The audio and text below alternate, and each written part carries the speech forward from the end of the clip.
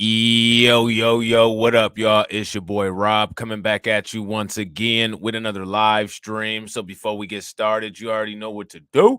If you're not subscribed to the channel, make sure you hit the bell icon twice. Smash the like button, share this video out to all of your followers, and let's get into it. All right. So what we're going to be talking about today is the usual topics. Take a wild guess. Y'all can write it down in the comment section what it is that you think that we will be talking about. Y'all know what we're going to be talking about. We're going to be talking about some general healthcare issues. We're going to be talking about monkeypox, and we're going to be talking about COVID-19. So if you guys enjoy that content, make sure you smash that like button. Make sure you share the video out.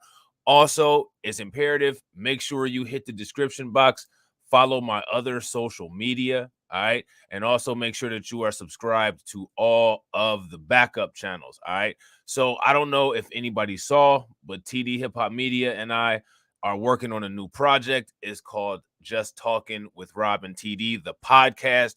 We've spun off and created an entire channel and podcast based on Just Talking, the segment that we used to do on TD Hip Hop Media's channel. If you guys enjoyed the episode of Just Talking yesterday, make sure that you support the channel by going and subscribing and smashing the like button on that video. All right. You can find that channel if you're not able to find it in the church, in my about section, in my channel section, it is there. All right. As well as Izzy. All right. Shouts out to my man Emmanuel Carey in the building. And we got Carla Lockhart in the building. And we got Honda 666 in the building. What up with it, bro? Good to see you as always. All right. So your boy is editing a long video, and I'm about to try to hit y'all with a couple streams until I got to do my thing. And then I will be back with y'all tonight at 12:55. All right. So make sure you guys are paying attention to the premiere windows, and that when you see one pop up, y'all hit that like button, y'all hit that bell. All right. Shouts out to Val Williams in the building. What up with it, Val? So how does alcohol affect your body other than making you feel good? Because alcohol makes me feel great until the next day. The next day, then I feel like I've aged about 25 years. But while I'm drinking it, as long as I'm drinking at the right pace, as long as I'm, sipping, as long as I'm drinking some top shelf, your boy feeling good. Even though it's not doing good things to your body, your boy's feeling good. Because I like to turn up. You know what I'm saying? I'm not going to sit here in front. You know what I'm saying? So Carla says, I saw you all several times between yesterday afternoon and this morning. That's what's up. That's what's up. I hope you guys enjoyed it. Shouts out to my man Cameron Jones in the building. What up with it, bro? Good to see you as always. All right. So now here it says everything in moderation. Alcohol can affect your body in different ways, depending on how much you drink. Now, see, I've drank too much before. Those are those times when you're not feeling real good. You know what I'm saying? In general, experts say it's okay to have up to one drink a day if you're a woman and two if you're a man. Up to one drink a day. Now, ain't nobody about to sit there and drink only one damn drink. You know what I'm saying? Overdo it and you raise your odds for short-term risk like falls and car crashes. And I mean, there's kind of things like walking while drunk and driving while drunk that cause that too. Drink too much over the long run and you could get serious problems like heart disease or liver damage. And that's true. Have you guys ever seen people develop cirrhosis of the liver as a result of alcohol, and they have that yellow complexion to them? And they also can develop hepatitis C, which is the swelling of the liver. And that's a fact, Carla. Alcohol dehydrates your body. Shouts out to my man, RG Titan. What up with it, bro? Have you guys ever seen those yellow people who drink too much and people who develop a swollen big blue nose? If you guys have ever seen that, give me a thumbs up in the comment section. If you haven't seen that, give me a thumbs down. And you guys are awesome. We are almost at the 1-to-1 ratio already. We got 8 people watching. Shouts out to everybody that's watching. And we got 7 likes. If everybody smashes that like button, we'll be at 15 and on the way. So shouts out to everybody. And we got my man AB Promotions in the building. What up with it, bro? Good to see you as always. So now check out this brain. You guys remember the brain when we showed the dementia brain? And the schizophrenic brain, here goes a alcohol brain versus a normal brain. You see all those big giant fistulas and spaces, ventricles is what they call them, instead of having it mostly filled in. The shrinking brain. You know what I'm saying? So this is what I'm talking about. People need to take care of their brains because there's not a lot of people that have a lot of brain to use to begin with. The little tiny brain that most people have, they don't even take care of it by doing things like abusing drugs and alcohol. This is why it's important not to. You see what alcohol drinking does? It shrinks the brain. You know what I'm saying? It messes it up. It makes it not functional. You can get dementia from alcohol. You see right here, it says your brain shrinks. Now, we all know there's a lot of us that can't afford to lose any brain. That's just keeping it real. So if you're sitting there sipping it up, pulling it up, drinking up some damn Hennessy by the fifth, as you're drinking it, you know what I'm saying, your brain shrinks. If you drink heavily for a long time, alcohol can affect how your brain looks and works. Its cells start to change and even get smaller. All right, you see this? Too much alcohol can actually shrink your brain. Now, here's my question. Is there a majority of people who have just so much brain they can afford to shrink it a little bit? They can afford a little bit of surface area gone from their brain? Or do people really probably need to conserve their brain more than they conserve their money? Which one? Shouts out to my man, Mike Mellis, John, B1. What up with it, bro? So now here it says, and that'll have big effects on your ability to think, learn, and remember things. That's important. That's important. People need to have an ability to think, learn, and remember things. Remember, I'm an intelligence advocate. You know what I'm saying? So that means that I advocate for doing things that would increase your intelligence. Clearly here, alcohol abuse and alcohol misuse is not going to improve your intelligence. Okay. It also makes it harder to keep a steady body temperature and control your movements. Heavy drinking means 8 or more drinks a week for women and 15 or more for men. And we all know some of us have drank that at one trip to the bar. You know what I'm saying? I know I have. I'm not even about to sit up here and lie. You know what I'm saying? I'm not, oh, you know what? Shame on you guys for, you know, drinking inappropriately. Shit, 1 drink a day is what you're supposed to drink. Anything other than that can damage yourself. Man, I probably could be telepathic had I not drank the way that I drank because, like I said, I like to turn up. And I don't turn up as much as I used to when I was younger. You know what I'm saying? I probably could have had a lot more brain than I have now if I didn't drink it and smoke it all the way when I was younger. You know what I'm saying? Whatever. And then remember, drink it all and smoke it all the way. I'm talking about tobacco and alcohol. I'm not even, we haven't even gotten into talking about narcotics and drugs. I'm talking about shit that you can buy at the grocery store. So now here's your question. Does it help you sleep? Now let me ask you guys this question. Does alcohol help you sleep? Do people take a nightcap? You guys ever heard of that term called a nightcap? I need to give me a little bit of nightcap. Go get me the Kanye from the kitchen so I can pour myself a nightcap because I'm finna go to bed. Do a nightcap help you go to sleep? Alcohol slows down the effect on your brain and it can make you drowsy. So you may doze off more easily. But you won't sleep well. Your body processes alcohol throughout the night. Once the effects wear off, it leaves you tossing and turning. Look at this. You do not get that good REM sleep. Your body needs to feel restored. And that could possibly be part of the reason why it affects your brain, because your brain regenerates during the REM sleep cycle. The nightcap can be anything. Okay, that's true. It can. It definitely can.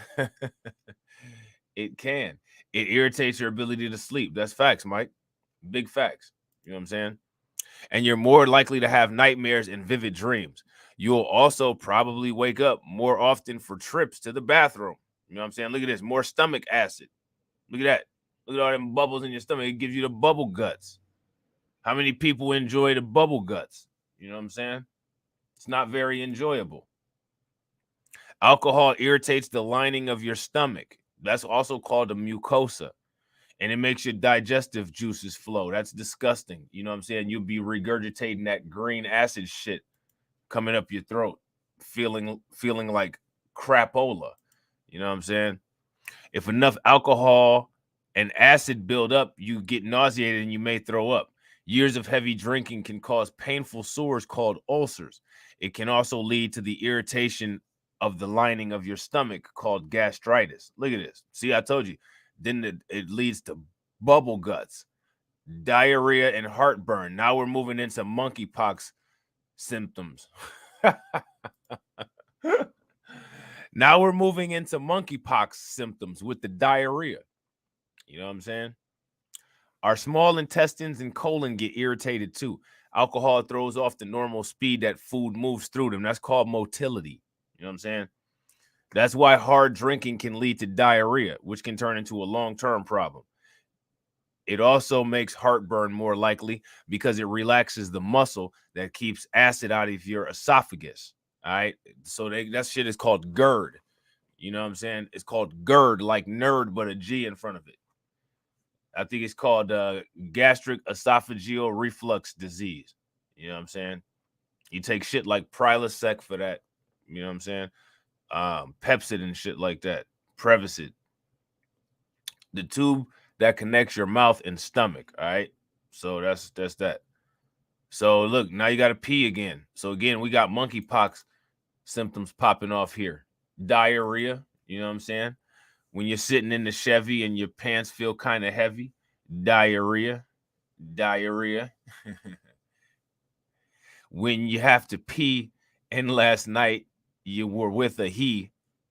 Monkeypox. Monkeypox. Yeah, your brain helps your body stay well hydrated by producing a hormone that keeps your kidneys from making too much urine. All right, that's called uh, anti-diuretic hormone. All right, it's produced by your kidneys. It's produced by your renal, your adrenal glands. There's a syndrome called syndrome of inappropriate ADH. And syndrome of inappropriate ADH means syndrome of inappropriate anti-diuretic. When you have an anti-diuretic, you know what I'm saying? That means that your control of being able to pee is off. Uresis means urination. You pee through your urethra. You know what I'm saying? And it comes out and it's called urine. So all this shit is all named the same.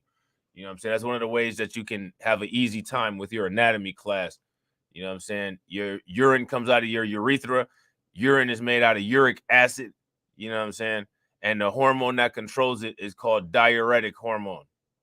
And then there's one that counterbalances it called anti-diuretic hormone. Very easy. You know what I'm saying? So now here it says, but when alcohol swings into action, it tells your brain to hold off on making that hormone. And one of the reasons how that happens is because there's a control in your body where this stuff is generated based on the sodium and water balance in your body. So I don't know if you guys know, but the alcohol that we drink is called ethyl alcohol. It's the same kind of alcohol that's in Purell.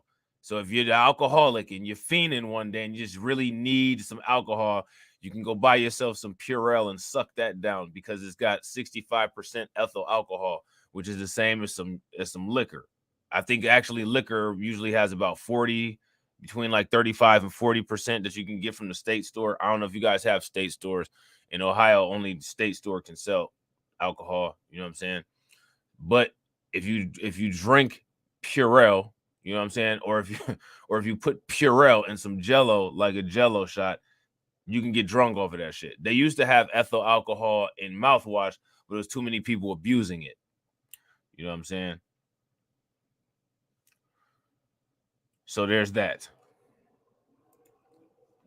So now here it says that means that you have to go more often, which can leave you dehydrated. Now, the ethyl alcohol will leave you dehydrated because it replaces the sodium in your bloodstream.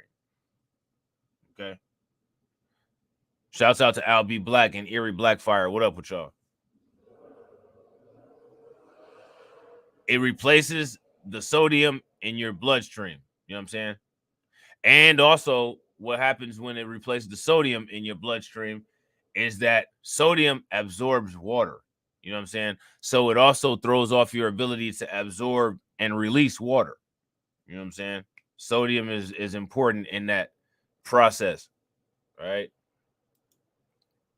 So now here it says when you drink heavily for years, that extra workload and toxic effects of alcohol can wear your kidneys down. All right.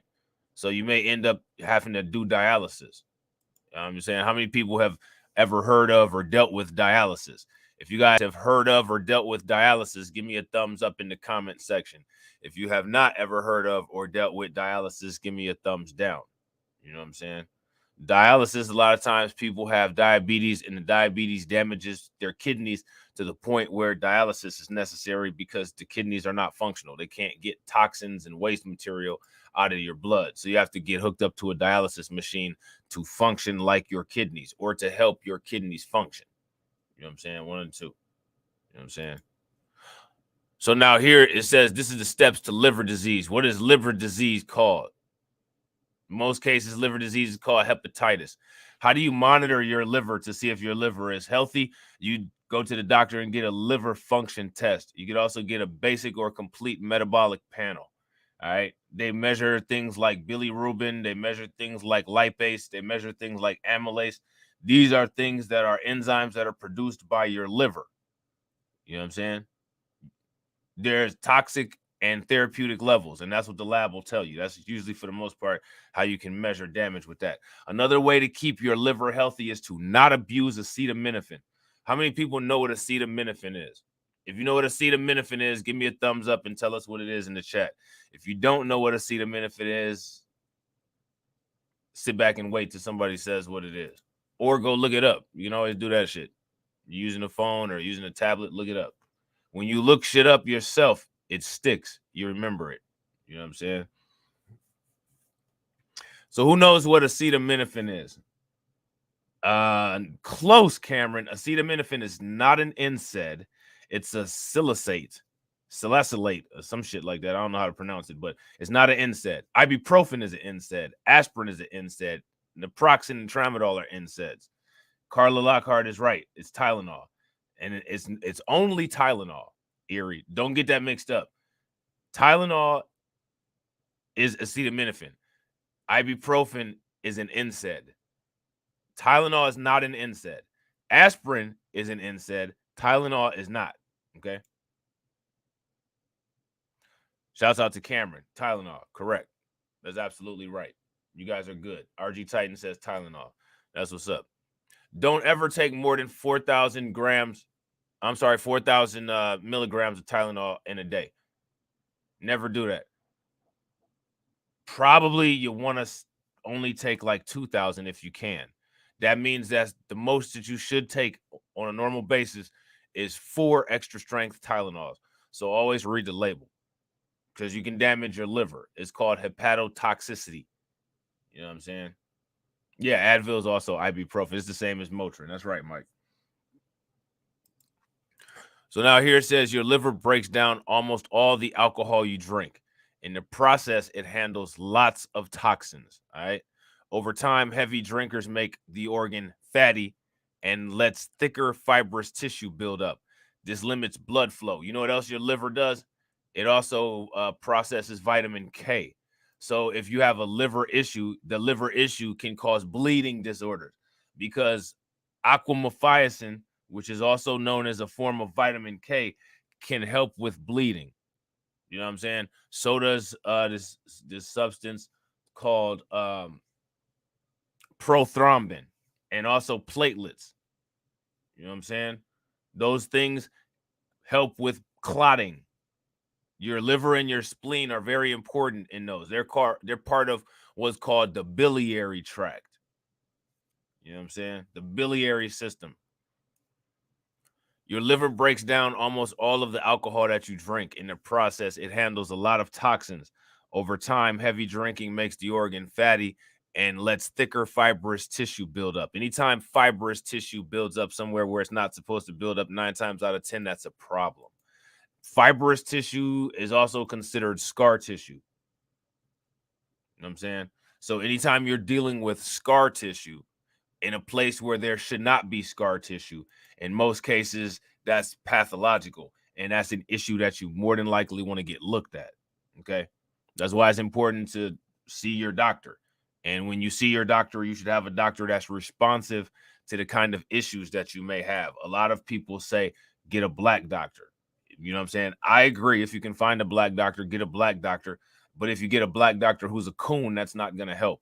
So what I say is get a competent doctor, get an observant doctor, get a doctor that knows how to assess you properly. You know what I'm saying? So now here it says that limits blood flow, so liver cells don't get what they need to survive. As they die off, the liver gets scars. You see what I said? Scars. This is how the fibrous tissue breaks up or builds up and stops working as well. A disease called cirrhosis. All right. So when you have scar tissue, it's not the same as the original tissue. So the original tissue is created with the 3D orientation that it has in order to serve a certain function. You know what I'm saying? Fibrous tissue does not always have the 3D function. All it does is just heal up damaged areas. You know what I'm saying? It's like a scab is fibrous tissue. A scab is not the same as the skin if you have a cut. When that scab heals, you get scar tissue. The scar tissue is not the same as the tissue that you have that generates naturally on your skin. It loses some of its function because the 3D orientation of it is not the same. If it loses some of its function, then that means that it can't do its job. You know what I'm saying? You have two arms so that you can use your function. If you lose one of your arms, you can't do the same functions. You know what I'm saying? It's the same thing on a microscopic level. So if you've lost function because of scarring, you have less tissues to do the job. If you've got sarcoidosis in your lungs, you have scar tissue and fibrosis in your lungs, which means that guess what? You don't have as many alveoli to process oxygen carbon dioxide exchange, which means that your lungs are not going to function as good as they usually do. That's what that means. You know what I'm saying? That's what that means. So that's not a good thing. So you need to make sure that you maintain your tissues. Another issue with scar tissue is that scar tissue can generate inappropriate generation and reproduction of stem cells. Inappropriate and unnecessary generation of skin cells can lead to malignant cancers. That's what causes that cancer. Cells inappropriately regenerating. Also, cells that aren't where they're supposed to be, or cells without the appropriate function generating somewhere where they shouldn't be. Cancer. You know what I'm saying? So now it can cause pancreas issues. That's not good. Why is that not good? Because pancreas produces insulin. So if you have an issue with insulin production, guess what? Metabolic syndrome can occur. If metabolic syndrome goes unaddressed, diabetes can occur. More than likely type 2, because you guys know that type 1 is a type of diabetes that you have to be born with. Type 2 is a kind of diabetes that you can develop. You know what I'm saying? So see, normally this organ makes insulin and other chemicals that help your intestines break down food. Now I got to ask you guys a question, right? Because Mike Mellis John, when he first came in, he said B1. All right. So like, how do you talk about this? And somebody says B1. Well, here's how you talk about this. Look at all these negative effects of alcohol in your body. Have they mentioned one good thing that alcohol does? So now you have to ask yourself, why does white supremacy allow all these state liquor stores and alcohol places and a high concentration of all this shit to be sold in areas where there's mostly black people? That's what you do.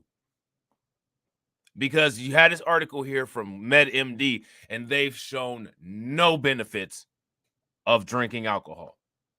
So what I have to ask is, why does the state provide facilitation and licensing of white businesses to sell alcohol to black people? It's no different than putting Planned Parenthood all up in the black areas.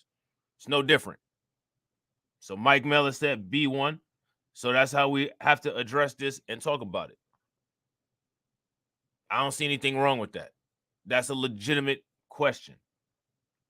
Don't you think that the FDA and the other food and drug organizations, they should be asking questions like this? I mean, they take statistics for everything else. We got a whole census report to stop us from thinking logically and subjectively, and probably to knock us off too. And that's a valid point as far as thinking logically and stuff like that, because clearly they're selling things to black people that makes your brain shrink. Now, according to white people, we already have brain deficiencies. So you want to make our brains smaller? That's like like Queen Amadeus Shakur says, that's nefarious. You know what I'm saying?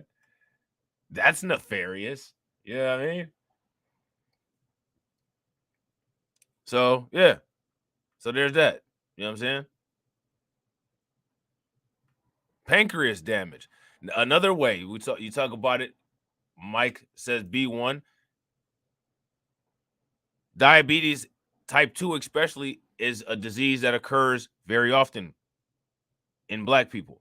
It occurs very often in black people because there's a lot of slop that we eat, a lot of garbage like fast food, like alcohol, that's put in close proximity by the white government. We need to carry up on these places. Foreign people own these stores that sell this crap. It's not just Asian people with hair stores. You know what I'm saying? Shout out to my man Jay Bird. What up with it, Jay? What's good with you, bro? So now here it says, but drinking too much alcohol jams that process up. The chemicals stay inside the pancreas. Along with toxins from alcohol, they can cause inflation in the organ over time, which can lead to serious damage. After years, that means you won't be able to make the insulin that you need, which can lead to diabetes. It also makes you more likely to get pancreatic cancer. And now pancreatic cancer is really bad. It's really, really bad because it's attached to the biliary system. Anytime you have cancer and it's in proximity with a system where fluid travels through your body, that is a very bad sign. That's how it spreads so quickly. It spreads through the bloodstream, it spreads through the lymph nodes, it spreads through the biliary tract, it spreads through the places in the body where fluids flow. That's how it gets to stage 4 so quickly, right? So now what's a hangover? Everybody should know this by now. What is a hangover? That cotton mouth, bleary eyed morning after is no accident. Alcohol makes you dehydrated and blood vessels in your body and brain expand. All right. So, me personally, learning all of this, you know what I'm saying? Like, I'm a dork. When I would go kick it and when I would go hang out, I would always drink alcohol and then drink Gatorade. Alcohol, then drink Gatorade. Alcohol, then drink Gatorade to try to not have a hangover. And usually it worked. I should have just not drank. That's what would have been the appropriate, correct decision. You know what I'm saying? But because when I was younger, I just couldn't turn down turning up. You know what I'm saying? I had to adjust. And that shit worked. You know what I'm saying? For the most part. You know what I'm saying? Shouts out to everybody that's watching. We got 11 likes and we got 10 live viewers. If everybody smashes that like button, we'll have 21, which would be great. So now here it says it gives you a headache. Your stomach wants to get rid of the toxins and acid that alcohol churns up, which gives you nausea and vomiting. And because your liver was so busy processing your drinks, it didn't release enough sugar into your blood, bringing on weakness in the shakes. So it causes some hypoglycemia. You know what I'm saying? If there's not enough sugar there.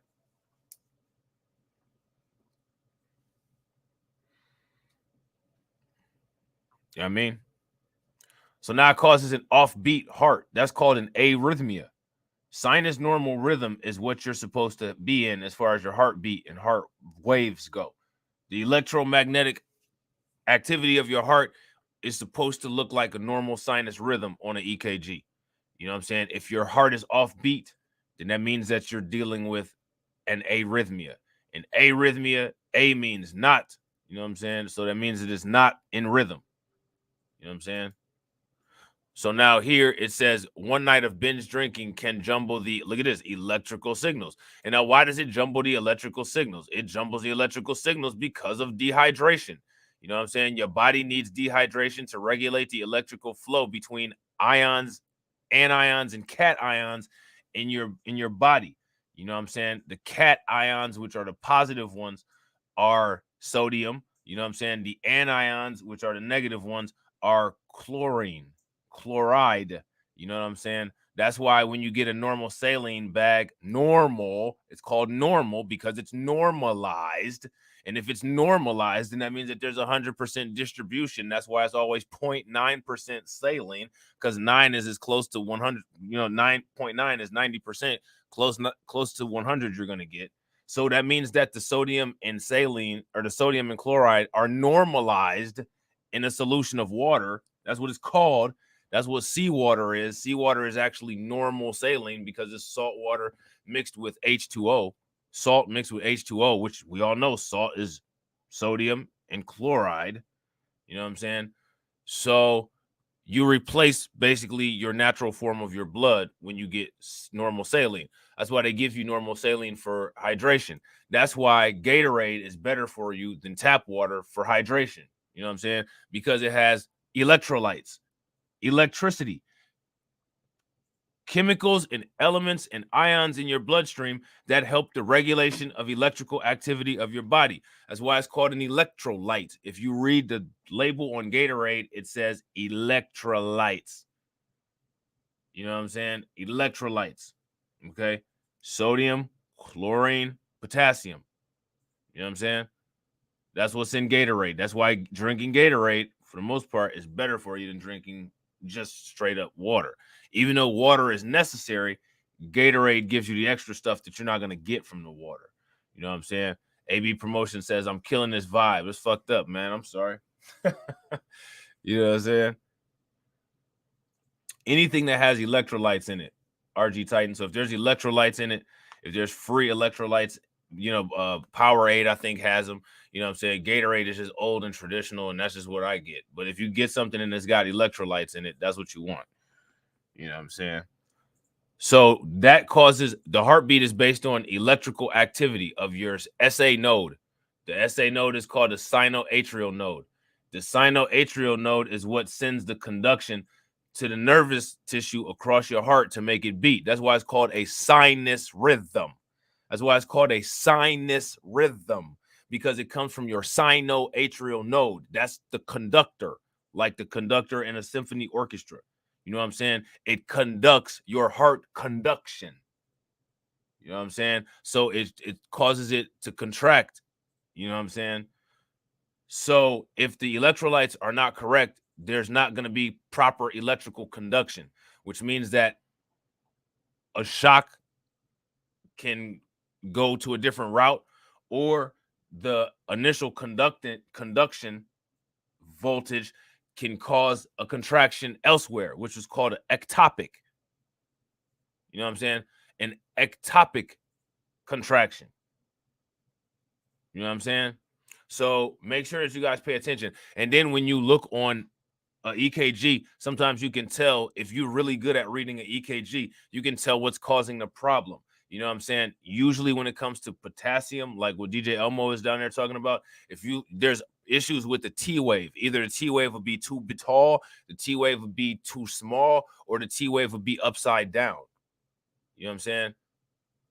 That's how you know specifically what kind of issue there is with potassium on an EKG. Same thing with sodium. You know what I'm saying? You could tell.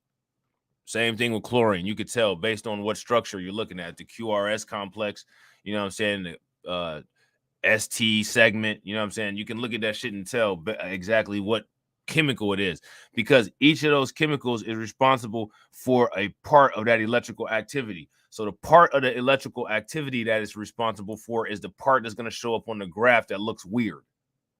You know what I'm saying? Again, it's not difficult. You know what I'm saying? It's not that difficult. Now, speaking of this, something unrelated but kind of related, what they give you during a lethal injection is potassium chloride IV. You know what I'm saying? That's deadly. That can kill you. And the reason why it kills you is because it causes an inappropriate heartbeat. I think it sends you directly into ventricular tachycardia, which is a heart rate, a deadly arrhythmia that can kill you. You know what I'm saying? So that's what they do for lethal injection. That's how that shit works. So now here it says one night of binge drinking can jumble the electrical signals that keep your heart's rhythm steady. If you do it for years, you can make those heart rhythms changes permanent and cause what's called an arrhythmia. And alcohol can wear your heart out. Over time, it causes heart muscles to droop and stretch like an old rubber band. You can't, and that, so that this is what's called decreased contractivity. You know what I'm saying? It makes your heart not contract as hard. So you have to take shit like digoxin to help you with contract power to get the blood pumping out of your ventricles in your heart.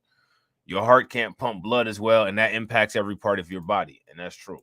You know what I'm saying? So now here they say it also causes a change in body temperature.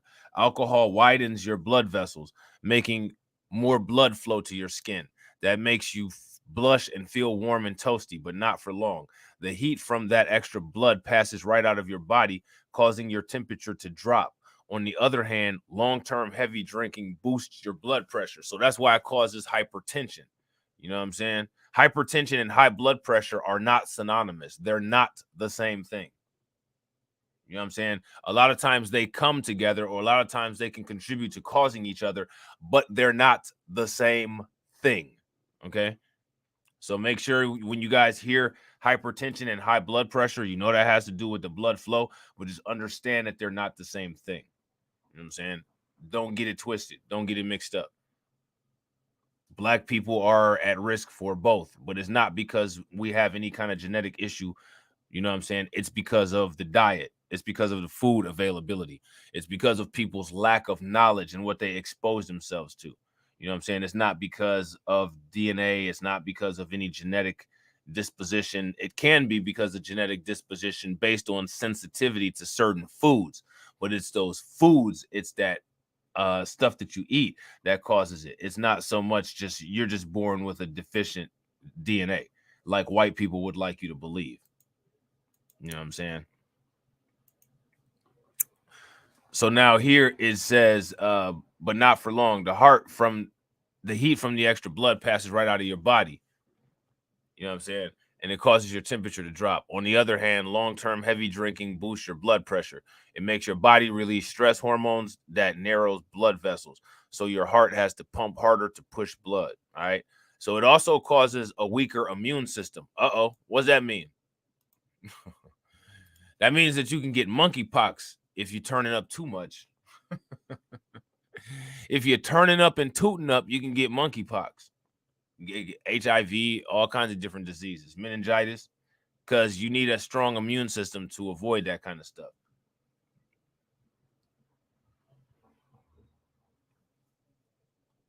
If you guys haven't smashed that like button, help your boy out and smash that like button. So now here it says you might not link a cold to a night of drinking, but there might be a connection. Alcohol puts the brakes on your body's defenses or immune system. All right. Your body can't make the number of white blood cells it needs to fight germs. What happens if your body's not able to make the amount of white blood cells that you need to fight germs? What happens? What will happen? What will you be at risk for?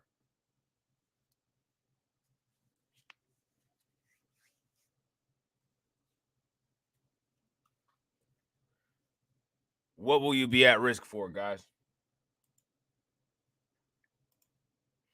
If your body cannot make the proper amount of white blood cells, what will your body be at risk for? That's the question. Let your boy know. Who's got the answers for me? I know somebody got some answers for me. You can get a virus, you can get pneumonia. Basically, you're at risk for infection, right?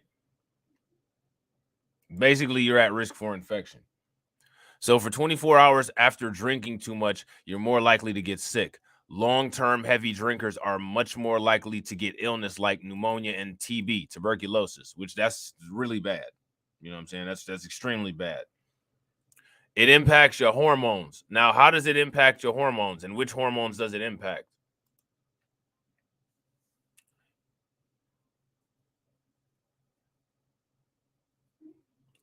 How does it impact your hormones? Let your boy know. These powerful chemicals manage everything from your sex drive to how fast you digest food. To keep it all going smoothly, you need them in the right balance. But drinking alcohol may have an impact. Now, my question is, what impact do you guys think that alcohol might have on your hormones? Does alcohol have a good impact on your hormones, or does alcohol have a bad impact on your hormones? Shout out to my man Carlton Way. What up with it, bro? So now here says, for example, some studies suggest that moderate alcohol drinking can affect fertility in women. Did you guys know that? So again, we got these alcohol bars, and we got state stores and liquor stores in the hood. More Margaret Sanger politics coming from the white government. You think they don't know this stuff already? They claim they're so damn smart, so they can't ever get a pass on not knowing anything. They have to be, when it comes to critique, they have to be treated as if they know everything, because that's been the world propaganda that they've been claiming the entire time. And if they claim to know everything as they claim to, then it makes them just as much more nefarious. So again, that works in our favor. Like I said, you're always on the right side if you're on the right side of history. You know what I'm saying? So when it comes to roasting these clowns, it makes it very easy. You know what I'm saying? It makes it very easy, almost too easy, almost too fun. You know what I'm saying?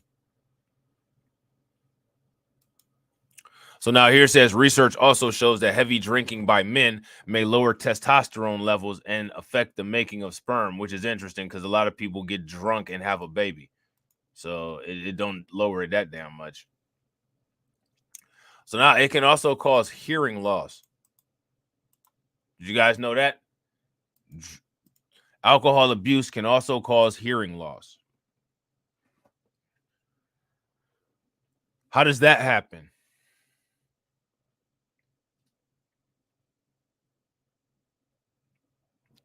Anybody know how that happens? How does that happen? Margaret Sanger is putting in work on us from the grave.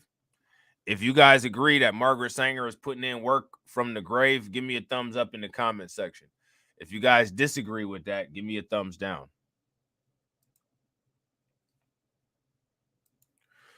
Hearing loss. Alcohol impacts your hearing, but no one's sure exactly how. So if that's the case, then how do we know that it happens? How do we know that it happens? I can tell you how it happens, and they can too. There's an electrolyte called calcium. You know what I'm saying? It's just like the calcium that is used to create your bones. You know what I'm saying? And calcium can affect your hearing. It causes this thing called tinnitus. You know what I'm saying? Which is this inappropriate sound that you might hear in your ears. It can affect those cochlear nerves negatively and make it not work properly. So knowing that alcohol can throw off your electrolyte balances based on the electrolytes that ethyl alcohol replaces being sodium, and also because of the fact that it causes dehydration, it can affect the circulating amount of calcium. And if it affects the circulating amount of calcium, then that can definitely have an impact on your auditory abilities. You know what I'm saying? So now here it says it could be that it messes with the part of your brain that processes the sound, or it might damage the nerves and tiny hairs of your inner ear that help you hear. And that's what I was talking about with the tinnitus. However it happens, drinking means you need a sound to be louder so that you can hear it. And that can become permanent. Drinking heavily for a long time has been linked to hearing loss. Now look at this. Thin bones and less muscles. Look at this. Healthy bone, and then look at the osteoporosis bones. Heavy drinking can throw off your calcium levels. Didn't I just say that? So then how they stupid asses don't know that that's what causes the hearing loss? Like, you know what I'm saying? But anyway, heavy drinking can throw off your calcium level, along with the hormone changes that alcohol triggers, which that would have to do with human growth hormone. You know what I'm saying? That would also have to do with follicle stimulating hormone. You know what I'm saying? Yeah, ringing in the ear. That's right, Erie. So now here it says, along with the hormone changes, your bones get thinner and more fragile. a condition called osteoporosis. And what ends up happening, again, heavy drinking can throw off your calcium levels. Not only does heavy drinking throw off your calcium levels, there's another chemical that your bones use to make bone, the osteocytes. All right, there's these cells called osteocytes. All right, osteocytes maintain your bone. There's these other ones called osteoblasts. All right, osteoblasts are the ones that build bone, and then there's other ones called osteoclasts. Osteoclasts are the ones that break it down. So this stuff overactivates the osteoclasts and causes them to degenerate the bone faster than it's being built up. And it also causes it to slow down the osteoblast. In addition to that, it causes a binding issue between calcium and phosphorus, which your bone is a complicated crystal made out of calcium and phosphorus. All right. If we throw off the ratio of calcium, then there's not enough calcium for that phosphorus to bond with. You know what I'm saying? So there's that. All of those things happen as a result of this. Along with the hormone changes that alcohol triggers can keep your body from building new bone. Your bones get thinner and more fragile, a condition called osteoporosis. Alcohol limits blood flow to your muscles and gets in the way of proteins that build them up. So now if your muscles get weaker, all right, another thing, if your muscles get weaker, your bones get weaker too. Because just the fact of your muscles existing and being attached to the bones the way that they do, all muscle contraction contributes to bone health. So if your muscles are weaker and they contract less, your bones are going to get less resistance per movement and they're going to adjust and become more weak. Does that make sense? If that makes sense, give me a thumbs up. If that doesn't make any sense, give me a thumbs down. Over time, you'll lose muscle mass and lose strength. And if you lose muscle mass and lose strength, then you're going to lose bone density and bone strength. You know what I'm saying? The muscular skeletal system, they work together. You know what I'm saying? They work together. So now we got this other one here called what happens to your body when you stop drinking alcohol. And we might just do this next time because I didn't know this was down here. You know what I'm saying? This is a completely different article here. And we basically finished what happens when you drink alcohol, how alcohol affects your body. So on the next episode of C19 Report, if my computer doesn't crash, we'll talk about what happens when you quit drinking alcohol, because we've already spent an hour damn near talking about alcohol. You know what I'm saying? So shout out to everybody that lives in Detroit. You know what I'm saying? You have a visitor. Did you guys know that? It's called monkeypox. Monkeypox has showed up at your doorstep.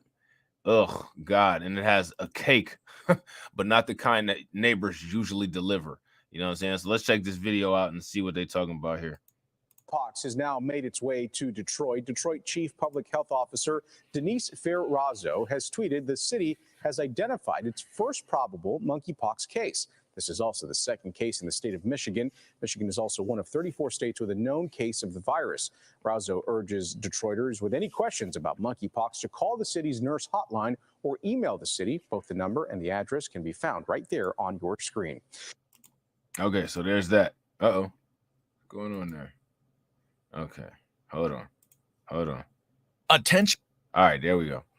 All right, so that's what we got.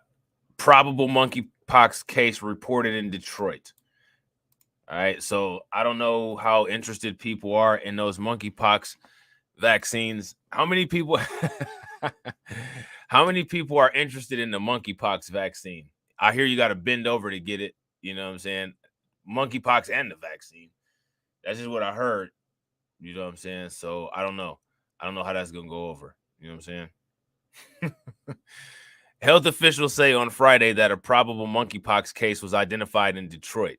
Detroit Chief Health Officer Denise Ferrazzo tweeted that the case was identified according to the Michigan Department of Health and Human Services. So here's this Denise Ferrazzo here. All right. She says, correction, the first probable monkeypox case has been identified in Detroit. According to MDHHS, This is the second case in Michigan. If you're a Detroiter or medical provider and have questions, call our nurse hotline Monday through Friday, 9 a.m. through 5 p.m. All right. So I'm going to follow this lady on Twitter, you know what I'm saying, and see exactly what's happening. I'm going to follow this lady on Twitter and see exactly what's going on with these monkeypox in Detroit. So now here it says Razzo did not disclose more information about the individual. Well, we probably, if they have monkeypox, most likely we know all that it is that we need to know. Right? If it's about monkeypox, we can make a pretty safe assumption here, right?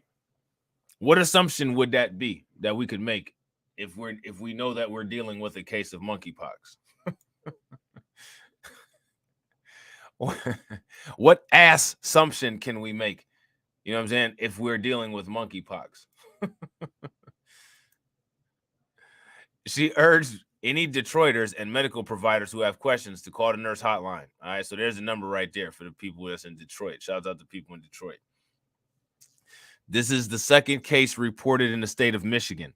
The first case was identified last week in Oakland County, which that's interesting that there's not more cases in Michigan because Michigan borders Canada, and we know that that's where the monkeypox ferries flew in.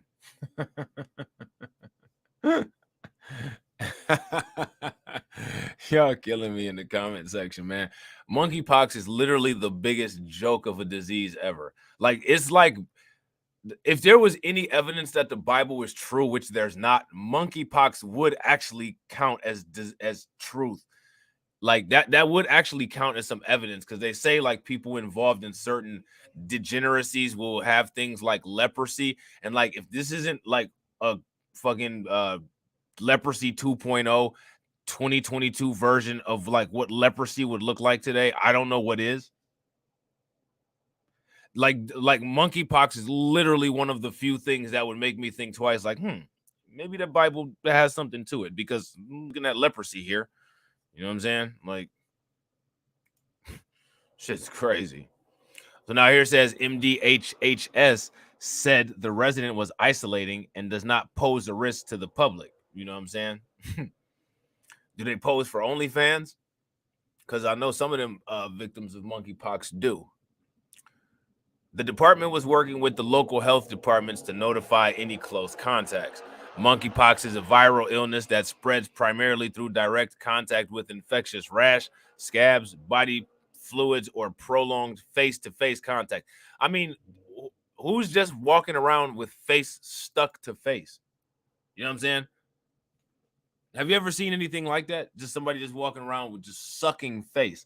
You know how sometimes those fish get stuck together and their faces are just stuck? People shouldn't be walking around like that. You know what I'm saying? Prolonged face-to-face contact. I mean, it's not like that's something that naturally occurs, face-to-face contact. You know what I mean? It's important to remember that the risk to the general public is low. Well, who is the risk high to? See how they, well, this is a disease that everybody can get, but at the same time, the risk to the general public is low. Okay, fuck all that. Who is the risk high to?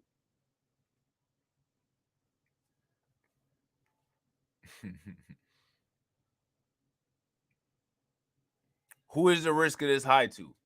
Let's just confirm for the 90 millionth time, because it's just so funny every time. However, Michiganders with concerns about monkeypox should see their provider and be evaluated for testing. Dr. Natasha Bagdasrian, MD, HHS Chief Medical Executive, said last week. Infections may begin with flu-like symptoms and swelling of the lymph nodes that progress to a rash on the face and body. Symptoms of monkeypox virus can include fever, headache, muscle aches and backaches, swollen lymph nodes, chills, exhaustion, and a rash that looks like pimples or blisters that appears on the face, inside of mouth, and on other parts of the body like hands, feet, chest, genitals, or anus.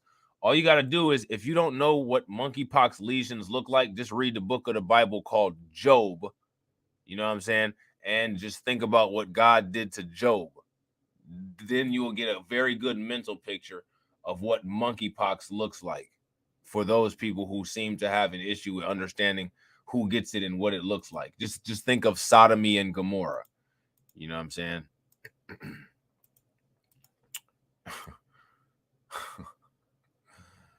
So now COVID's on the rise. Still not really talking about it in the mainstream media.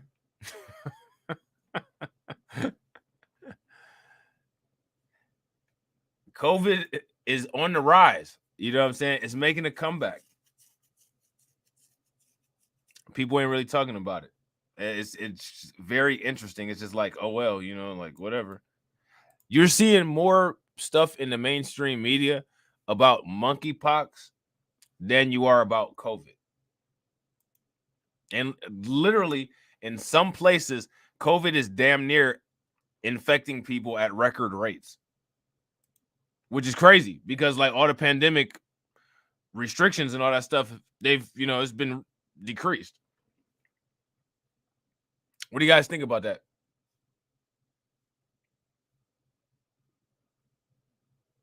Real quick, ladies and gentlemen, we got 12 live viewers. Shouts out to everybody that's watching. And we got 17 likes. If everybody smashes that like button, we'll have 29 likes. So can everybody hit that like button and help your boy out? That'd be great. Smash that like button, y'all.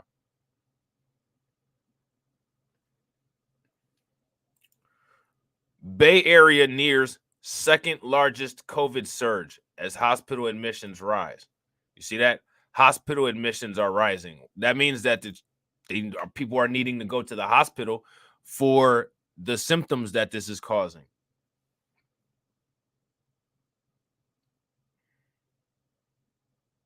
What do you guys think? So now here, look at this. COVID-19 hospitalizations in California and the Bay Area have reached their highest point since February, when the region was still coming out of the winter Omicron surge. And I don't know if you guys are aware, but it is indeed Omicron that is still causing these issues. The BA4 and 5 variants are the Omicron variants. Know what I'm saying? How many of you guys knew that? If you guys knew that, give me a thumbs up in the comment section. If you didn't know that, give me a thumbs down. As of Friday, there were 4,009 people hospitalized with COVID-19 statewide, with Bay Area hospitals reporting 770 patients, according to data from the California Department of Public Health. COVID admissions to Bay Area intensive care units also climbed to 94, compared with 63 a month ago. The region accounts for about a quarter of the 419 ICU patients across the state. Infections remain high across California as the test positive rate nears record levels. The state is averaging 40 new, look at this, the state is averaging 40 new daily coronavirus cases per 100,000 residents, with 16.7% of tests coming back positive for the virus. And every time we've talked about this, they've always said that more than likely these numbers are not as high as what they should be. They're underreported. So imagine what's really going on.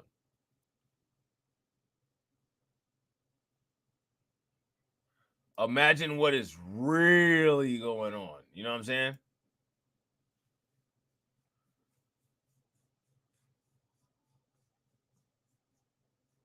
So that's a good question. You guys got any answer for Carlton's question? That's a great question.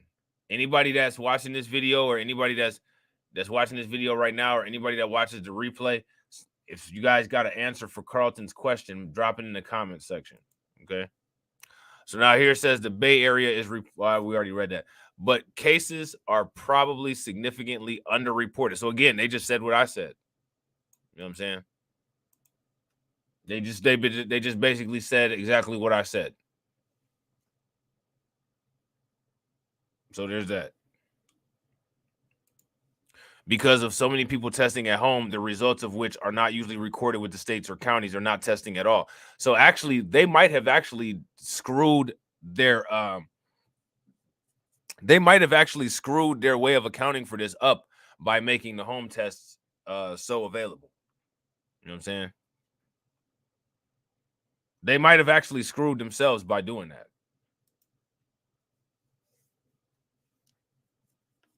Yeah, and that's true, DJ Elmo.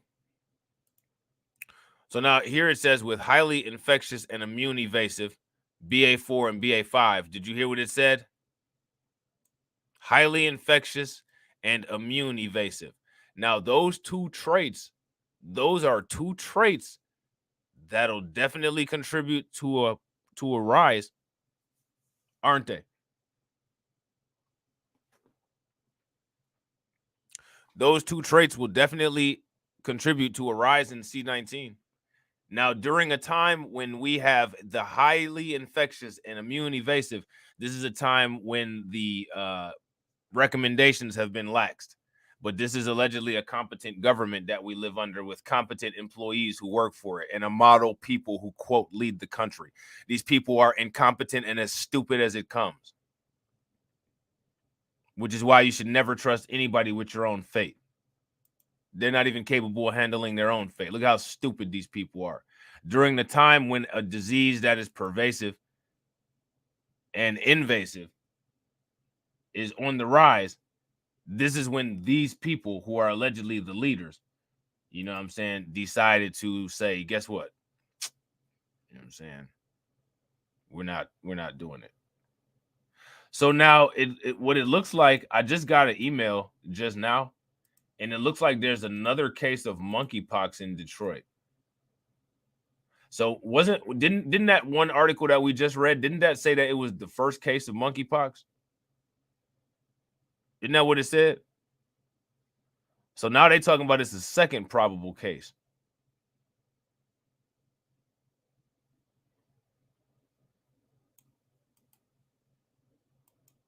Second probable case of monkeypox. It's spreading through Detroit like it's spreading through Detroit like the same way people get monkeypox spreads. You know what I'm saying?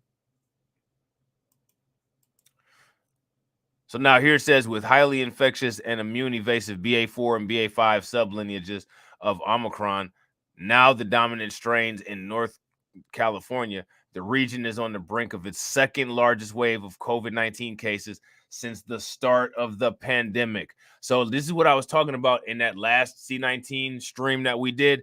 This is why it's important for everybody to make sure that you guys watch these videos as they come up on your homepage. Always click on it, watch them all the way through to the end, because we talked about this yesterday and here it is being reinforced. We're seeing close to pre-pandemic numbers with most of this stuff, but allegedly somehow things are being controlled. How is things being controlled if we're seeing numbers this high? That's the question that I have, guys.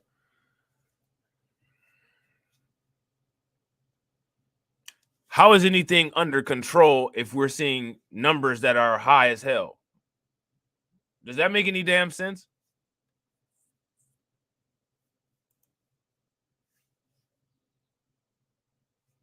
Does that make any sense whatsoever?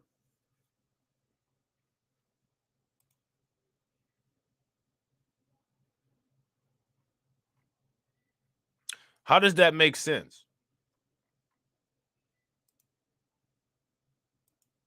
So now here it says hospitalization and ICU figures, however, remain well below those logged during earlier COVID surges when fewer people were vaccinated and treatments such as antiviral medications weren't available. Deaths from COVID, a lagging indicator of pandemic trends, continue to remain low across California. And my question is, why do you think that is? Why are the deaths remaining low? Infections are up, hospitalizations are up, deaths are low. Why? I mean, it makes sense with the pattern, but I'm just curious if you guys have any rationale of why you may think that that's happening. About 40 people are now dying per day, compared with 25 a month ago. Still below records recorded last fall and winter. But this last fall and winter was when it was new. We should have an experience curve. And in my opinion, 40 people dying a day from something that we allegedly have under control is unacceptable.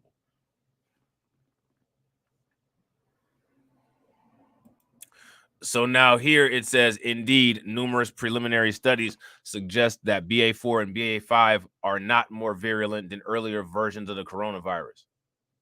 Rising hospital admissions are a function of the swelling caseload, but the rate of hospitalizations is far lower than it was even during the original Omicron surge last winter, not to mention earlier variants. The new variants, look at this, the new variants have mutated substantially from their Omicron ancestor to the point that some scientists believe that BA5 at least should be given its own Greek letter name. The genetic drift may partially explain why infection with the original Omicron provides little protection against reinfection with its variants. So if you guys recall, the original Omicrons were BA1 and BA2. And if you guys haven't watched the BA1 and BA2 playlists on this channel, make sure that you guys watch them. Okay. So now here it says the main reason this variant has become the predominant one is that it is able to evade previous immunity, said Dean Bloomberg, chief of pediatric infectious diseases at UC Davis Children's Hospital. Even people who have partial immunity from a previous infection or vaccination can still have a breakthrough infection. And you guys remember breakthrough infections. You guys remember when we did the video when they first coined that phrase, breakthrough infection. You guys remember that? Because we were saying, because at first they were taking videos down when people were saying that was happening. It used to be illegal to talk about breakthrough vaccines or breakthrough infections.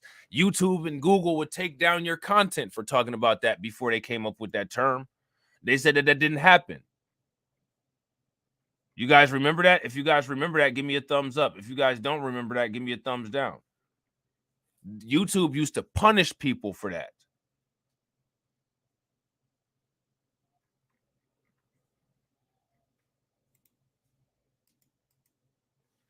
YouTube used to straight up punish people for that.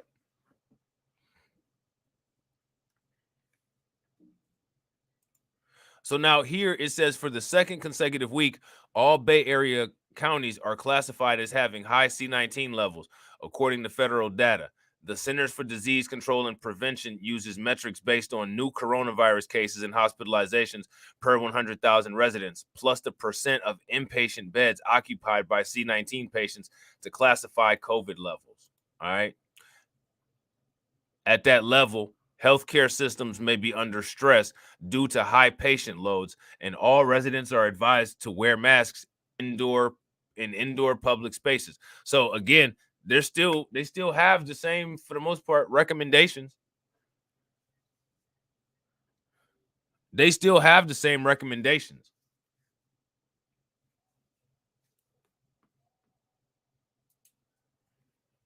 But you see what we have going on out here. You know what I'm saying? You guys see what we have going on. So now here it says the good news is that the vast majority of breakthrough infections now are outpatient illnesses, Bloomberg said. But they are not resulting in the kind of severe illness that we saw in earlier pandemic when no one had immunity, which led to increased hospitalizations and death.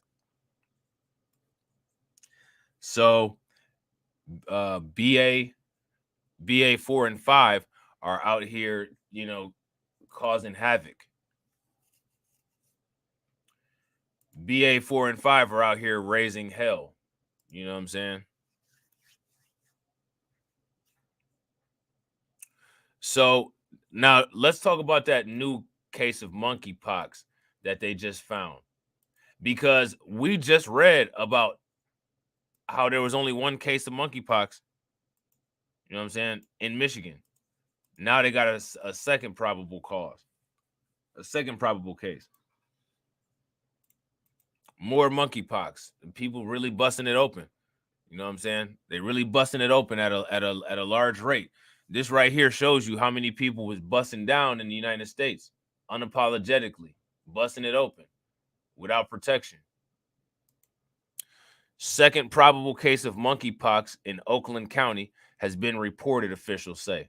Monkeypox cases detected in at least 27 states. So it'll be all 50 pretty soon. Monkeypox is going to give you an indication of how many men enjoy sexual encounters with other men. Monkeypox finna tell on you. You know what I'm saying? Monkeypox finna put your business all the way out there. You know what I'm saying? You're gonna be walking around with identification lesions, and you're not gonna be able to hide and shit. It's not gonna be no undercover anymore.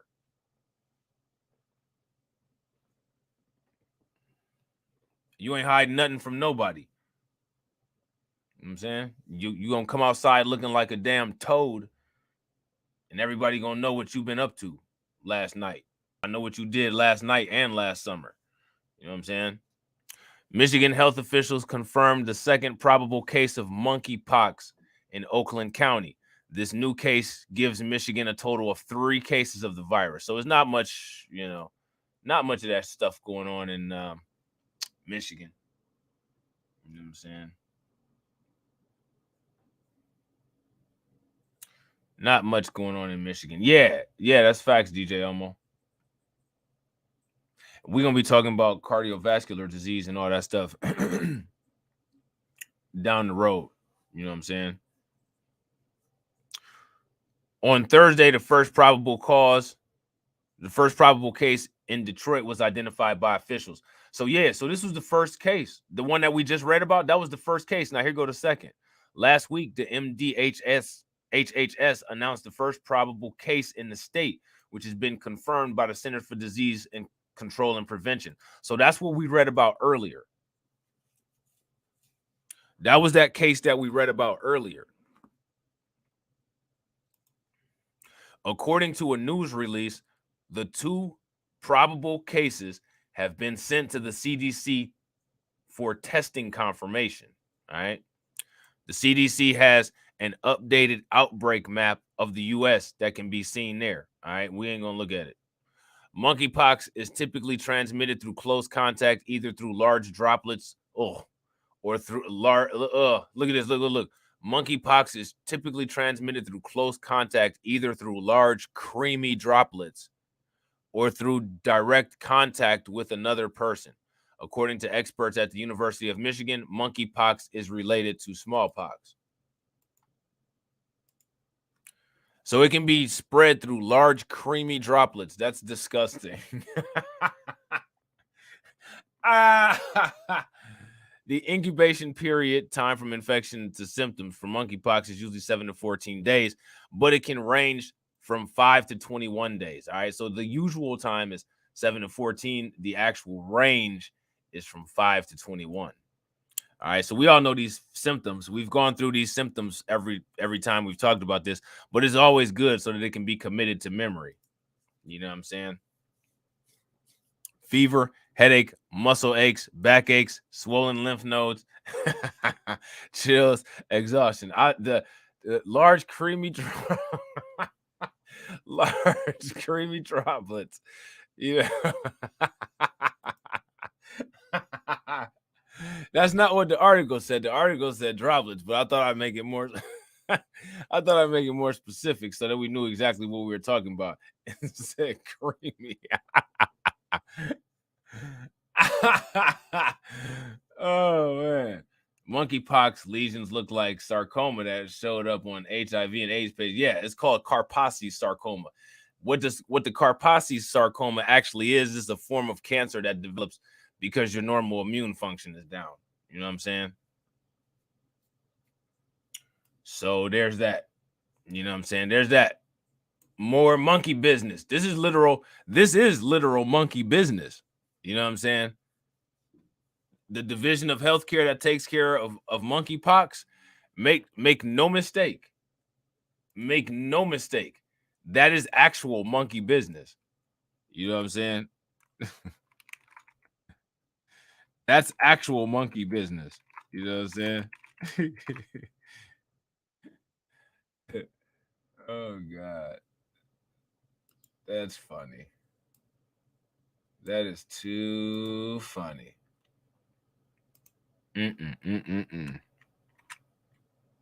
Hold on real quick, guys.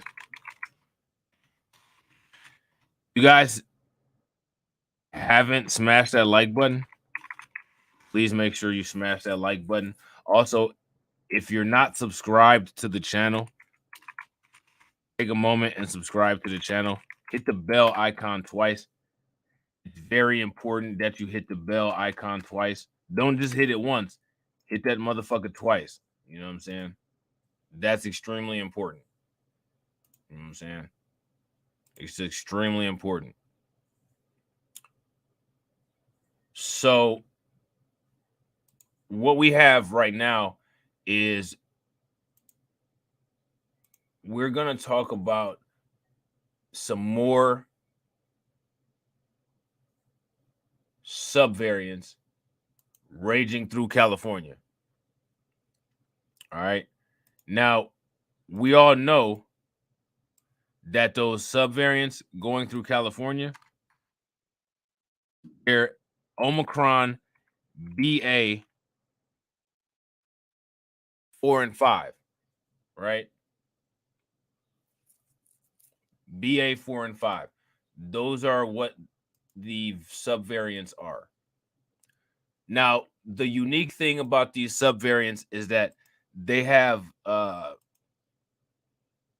the ability to really be evasive when it comes to your defenses and when it comes to protection that's provided by the vax. New ultra contagious. You see this? Ultra contagious Omicron subvariants worsening California COVID-19 wave. All right. So this is what I'm talking about right here. This kind of stuff is going on right here, right now. You know what I'm saying?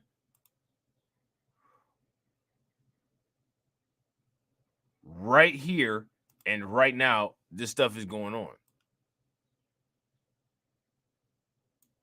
And this is post pandemic. This is post height of the pandemic.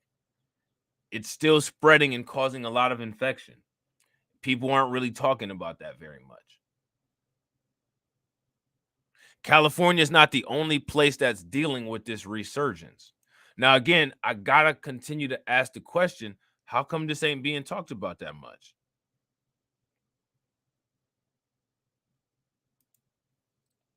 The growing dominance of two new ultra-contagious Omicron subvariants is prolonging a wave of coronavirus cases in California, and it's sparking growing concerns from health officials that coming weeks could see significant spread and increased hospitalizations. So again, what we're dealing with is BA4 and BA5, all right? Omicron. We're still dealing with Omicron. You know what I'm saying?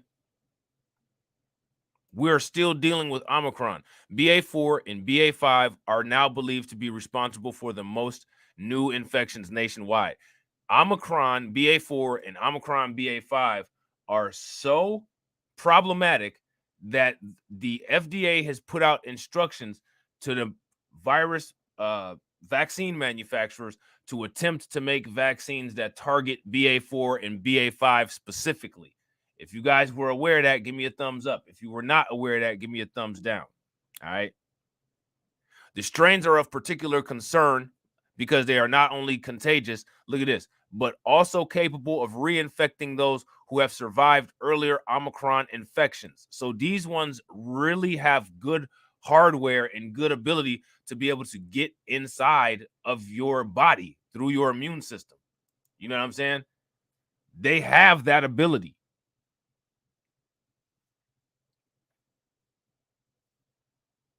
You know what I mean? So that's something that they're really concerned about. We got 18 live viewers, everybody. If everybody smashes that like button, we will have 39 likes. So please, everybody, smash that like button. All right. So now here it says when it comes to BA4 and BA5, their superpower is reinfection. So that's important. A lot of times they don't really talk about what's going on with these variants. Now we know this is it. This is the issue with the variants. Reinfection. You know what I'm saying? Reinfection, regardless if you got infected or not. Reinfection implies that you've been infected already. Additionally, there's strong evidence that they can spread even faster than the other subvariants. So that means they can spread. So because they can spread faster than the other subvariants, more than likely, that's probably why we're seeing such high numbers. That's probably why we're seeing such high numbers. Would you guys agree with that? If you guys agree that that's probably why we're seeing such high numbers, give me a thumbs up. If you disagree and you don't think that that's why we're seeing such high numbers, give me a thumbs down. So now here it says there also have been some concerning findings in laboratory studies which found that BA4 and BA5 were better able to infect lung cells than earlier BA2 subvariants of Omicron, she said. All right. So BA4 and BA5 are likely to affect countries and regions differently depending on the overall level of immunity and the overall number of older and medically vulnerable people. But all of the information to date points to the need for us to prepare for the likelihood of significant transmission in upcoming weeks.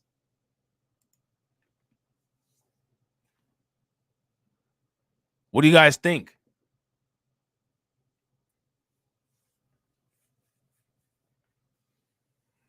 What do you guys think about that? So now here it says, because of the uncertainty of how exactly these new subvariants will affect us in LA County, it does remain important to use all of the measures that work to reduce COVID-19 risk, such as vaccinations, masks, moving activities outdoors, increasing ventilation when indoors, testing and staying at home when sick, she said. Though coronavirus reinfections have been possible throughout the pandemic, the risk has heightened as of late. BA4 and BA5 are of special concern because of their apparent ability to cause reinfections in people who are already infected with other Omicron subvariants. So when somebody asks you what's significant about the BA4 and the BA5, what is you guys' answer? If somebody says, well, what's so special about BA4 and BA5? What's the answer? So now here it says from early December, when Omicron's presence was first detected in California, through the end of February, the state reported an average of about 14,325 people who were newly reinfected with the coronavirus per week, according to data from the California Department of Public Health. Okay. The figure then receded with the initial Omicron wave, with an average of 2,315 weekly reinfections reported from early March through early May. But the metric shot up, with 10,409 weekly reinfections reported from mid-May to mid-June. That timeline roughly corresponds with when BA4 and BA5 started to circulate more widely. Okay. Does that make sense?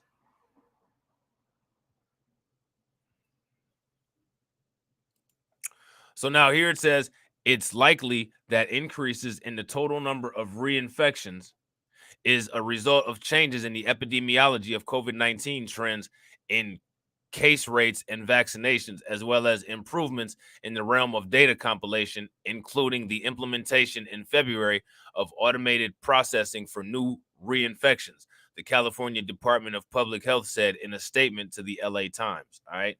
So again, I also wanted to let you guys know I have a channel called Blacklight Revelations Breaking News.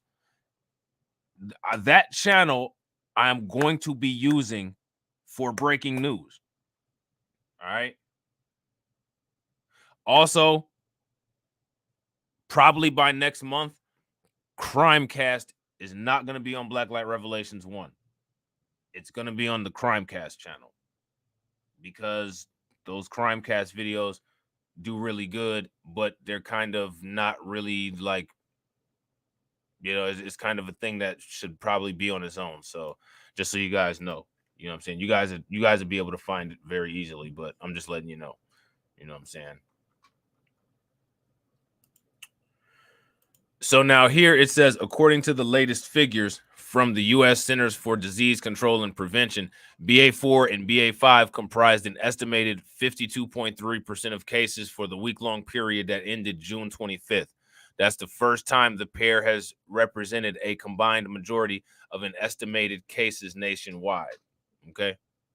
The previous week, the subvariants made up an estimated 37.4% of cases. The proportions are similar in southwestern U.S., which includes California, Arizona, Nevada, Hawaii, and U.S. Pacific territories. Though the ultimate repercussions of the two strains remain to be seen, their apparent ability to reinfect people threatens to weaken one of the few guardrails for a pandemic-weary populace. Previous waves have come to a close because the coronavirus hit a wall, stalling when enough people were vaccinated and had been infected or were altering their behavior to an extent that the virus was deprived of vulnerable hosts. But in a world dominated by BA4 and BA5, those who have been infected with the coronavirus, even as recently as a few weeks ago, may not be adequately shielded. All right. So basically, when it comes to BA4 and when it comes to BA5, there's no place to run, there's no place to hide.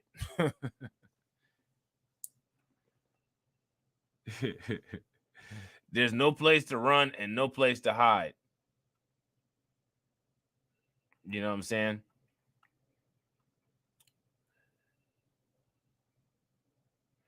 So give me 1 second, guys. Hold on. Let me see something here. I want to show you guys this video. Working out doesn't have to be this complicated. That's why I make walking my workout. Let's get this new workout walker. I want to show you guys this video real quick, and then we'll get right back to what we were watching. But shouts out to Fantizzy. If Fantizzy is out there and watching, shouts out to Dwayne. Fantizzy actually sent me this, and I don't know, he sent it to me a while ago, and I just haven't had, I've been trying to get better at checking my social media and stuff like that. But I think this is actually kind of important, and I think that people should really be aware of it. So I'm gonna show you guys this, okay? And I want to know, when you guys see it, how many of you guys are aware of this? All right. So how many of y'all are aware of this right here? The safety of a popular COVID vaccine. The news comes as the CDC says confirmed COVID cases are on the rise in 44 states as the U.S. closes in on a grim milestone, 1 million COVID deaths. Here's CBS's Nikki Batiste. Tonight, the FDA now says it is limiting the use of Johnson & Johnson's single-dose COVID vaccine to adults who can't get any other COVID shot because of a rare but potentially life-threatening risk of blood clots, just as another Omicron subvariant has swept in. From the Northeast, where COVID cases are up nearly 160%, to the West, a 200% spike in Los Angeles County. The question is, what lies ahead? We have our eye on the South. When people spend more time indoors to be in air-conditioned rooms, you're likely going to see more transmission. Cases are up in 44 states. Hospitalizations are rising in 33. We have this new ultra-contagious Omicron subvariant, and we also have people returning to pre-pandemic life. They're not masking, they're socializing indoors. A COVID outbreak on Carnival's Spirit cruise ship from Miami to Seattle forced passengers who tested positive, like Darren Seifertson, to isolate in their rooms. I literally stayed in this room for 6 days with no telephone service. They wouldn't answer the phone. Carnival insists travelers were vaccinated and tested before boarding, and that their health and safety protocols exceed CDC guidelines. A reminder the pandemic is not over. Nikki Batiste, CBS News, New York. So, yeah. So, and then there's that. You guys can see the headline there. So, again, it just makes you wonder, you know, the slants that they're putting on these things. You know what I'm saying? And that's an old article. That's an article from May 6th of 2022. You know what I'm saying? That's an article from May 6th of 2022. So it's just not something that was talked about very often. But the media is very selective with what they cover as far as this stuff goes. And that's something that people need to be aware of as well. People need to be aware of the selective media coverage. You know what I'm saying? Reinfection risk is substantially increased due to the new spike mutations we are getting exposed to. All right. So remember, basically, when it comes to any of these, new subvariants, that's what there are. There's a change in the spike proteins. You know what I'm saying? And that change in the spike proteins is usually something that allows it allows COVID to be more infectious. Okay. That's usually the case. That's usually what goes on. You know what I'm saying? So now here it says Dr. Eric Topol, director of the Scripps Research Transitional Institute in La Jolla, wrote in a recent blog post, the first Omicron variant induces a fairly weak, narrow immune response, which doesn't help with exposure to the more recent Omicron strains, he added. Topol called BA.5 the worst version of the virus that we've seen. So that's interesting. I mean, what do you guys think? I think it's interesting that this is causing infections, hospitalizations at the rate of pre-pandemic rates. And we're supposed to have all these vaccines and we're supposed to have all this treatment. And we're supposed to be at a place where, we just have a better understanding than we had in the past. And what we're seeing is that we're right back at square one. We're right back at square one with this BA.5 variant. So now here it says it takes immune escape already extensive to the next level. And as a function of that, enhanced transmissibility well beyond BA.1 and other Omicron family variants that we've seen, he wrote in another blog post. You could say it's not so bad because there hasn't been a marked raise in hospitalizations and death we saw with Omicron, but that's only because we had such a striking adverse impact from Omicron, for which there is at least some cross immunity.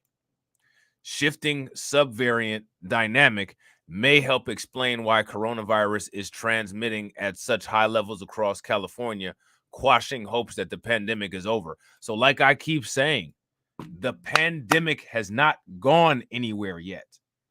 And yet there's still people that believe that we're not even involved in one. We're not even having one. You know what I'm saying? So now here it says, I'm concerned because we are seeing more BA.4 and BA.5 in our population, and that could be why we're sort of treading water at such a high level of transmission. Dr. Paul Simon, Chief Science Officer for the LA County Department of Public Health, said during a recent briefing. As of data released Friday, California has recorded a 12% increase in coronavirus cases compared with mid-June. Hold on real quick. There we go. Compared with mid-June, tallying an average of more than 16,900 per day over the last week. I mean, it's going crazy in California with C19. Like this is not normal for this to spread this fast. You know what I'm saying? Like I just I just want y'all to understand that. So now here it says a rate of 100 or more cases a week for every 100,000 residents is considered a high rate of transmission. Los Angeles County is reporting nearly 5,300 cases a day for a weekly rate of 367 cases per 100,000 residents.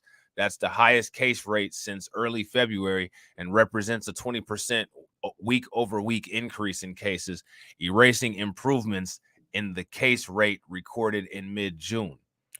That still potent spread can be chalked up to several factors, including residents who have largely abandoned infection prevention measures and have returned to pre-pandemic habits, the emergence of ever more contagious strains, and the waning of virus immunity. You know what I'm saying? So now here it says it was comparatively easier to avoid last summer's Delta or even the first Omicron strain that stuck after Thanksgiving. You know what I'm saying?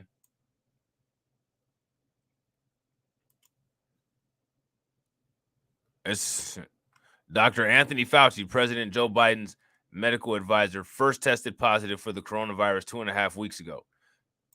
See? You guys remember that? I actually did a video on Fauci testing negative or testing positive. You guys remember that video?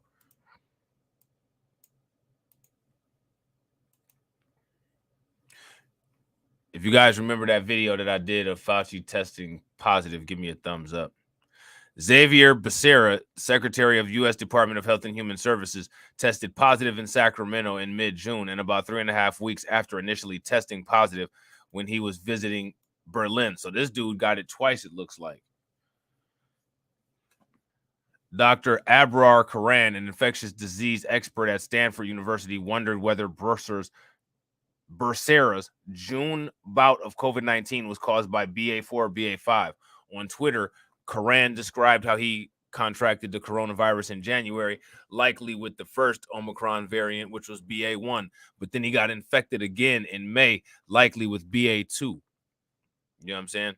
With more immune evasive variants, that could be the case for many of us once again, and soon, Karan wrote. So now again, so like what is this? What this is saying is that one thing that is a specific trait that C19 has is that it's very responsive to being able to dodge immune system, and it's very it has a high capability of being able to also circumvent the vaccine strategy. So my question then is,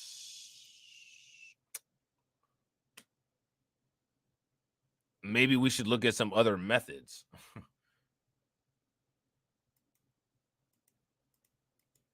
Maybe we might want to look at some other methods of protection. You know what I'm saying? What do you guys think? So now here it says any infection, whether it's the first or repeat occurrence, still poses potential health problems. Though much has been said about Omicron's comparatively milder nature, it can still pack a punch. Even if hospitalizations are not required, COVID-19 can still cause miserable symptoms. And long COVID, which in ailments like fatigue, brain fog, or difficulty breathing can persist for months or years, remains a risk after every infection, though it is probably reduced by getting an up-to-date vaccination. Of course, you know what I'm saying, according to them, you know. It's prudent to remain careful despite the fall in hospitalizations and deaths in the recent months. Dr. Robert Wachter, chair of UC San Francisco's Department of Medicine, wrote recently, adding that he has stopped dining at indoor public spaces amid high case rates in his city. It's all about long COVID, both prolonged symptoms and the elevated long-term risk of heart attack, stroke, diabetes, and more. All right. So we just talked about all of that stuff when we were talking about alcohol.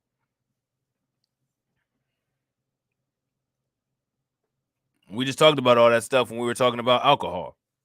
You know what I'm saying? So now here it says it's a risk he's all too familiar with. His wife is still contending with symptoms weeks after she was initially infected. A healthy 64-year-old who has been vaccinated and boosted, yet she had an uneventful initial bout with the virus. Yet 7 weeks later, she continues to suffer extreme exhaustion and feels as if her brain is working in slow motion, Watcher wrote in an op-ed. So what do you guys think about this long COVID?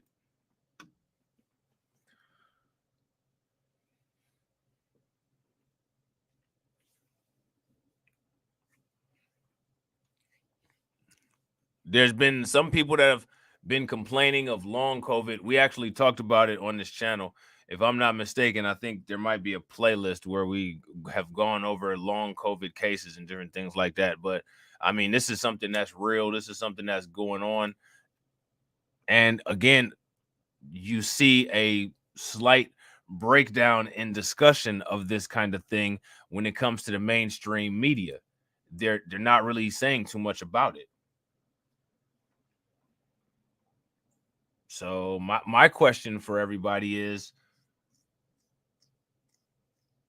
why is the mainstream media so quiet about this stuff? Why aren't they talking about it? That's the question. You know what I'm saying? So now here it says, as to whether BA4 or BA5 causes more serious illness than the other two members of the Omicron family, the jury is still out. Though the World Health Organization noted recently that current available evidence doesn't indicate a change in disease severity associated with either, the agency also said that their growing prevalence has coincided with a rise in cases. Several regions with those increases leading to a surge in hospitalizations in some countries. BA5, Topol said, led to a marked rise in hospitalizations in Portugal, where it became rapidly dominant. And see, so that's what you're seeing here, is an increase in hospitalizations and an increase in cases. And here they're assuming that BA5 is dominant. So again, we're seeing these patterns. You know what I'm saying? We're seeing all of these patterns play out. You know what I'm saying? Which is interesting. Just make sure that you protect yourself. You know what I'm saying? Shouts out to everybody that's watching. Looks like we got 24 likes. If you've liked the content, make sure you drop your boy a thumbs up in the chat so that people watching can say, oh, yeah, they actually do like this stuff, and subscribe to the channel. If everybody smashes the like button right now, we'll have 40 likes, which would be great. Remember, we got that goal of 100 likes each stream. So let's try to get there. You know what I'm saying? So now here it says, and it's having a similar effect in many European nations and Israel. So, I mean, these kind of nations, the European ones, you know what I'm saying? Man, they having a rough time with these diseases out here. You know what I'm saying? It seems like that might be a cultural thing too. You know what I'm saying? They like to talk about culture so much and attribute everything that goes on anywhere, anytime to people's culture. I mean, there's been a long-standing culture of disease and dysfunction in Europe. So, you know what I'm saying? It seems like things are going back to their roots, just like how here in the United States, these inbreds are going back to their racist right-wing roots. You know what I'm saying? But again, that has nothing to do with culture, right? The only thing that ever has to do with culture is when there's a crime in Chicago, according to white people here in the United States. So I guess we got two competing schools of thought when it comes to that. So now here it says, but there have been reports that a wave fueled by BA4 and BA5 in South Africa was also associated somewhat with lower death rates than its first Omicron waves, Ferrer said. But again, in Portugal, the increase of BA4 and BA5 appears to be associated with a death rate that's pretty similar to its first Omicron wave, she said. So now here it says, it wouldn't be a surprise if the ability of the existing vaccinations to protect against severe disease erodes when tested against BA5, Topol said. So again, we got more evidence here in this article.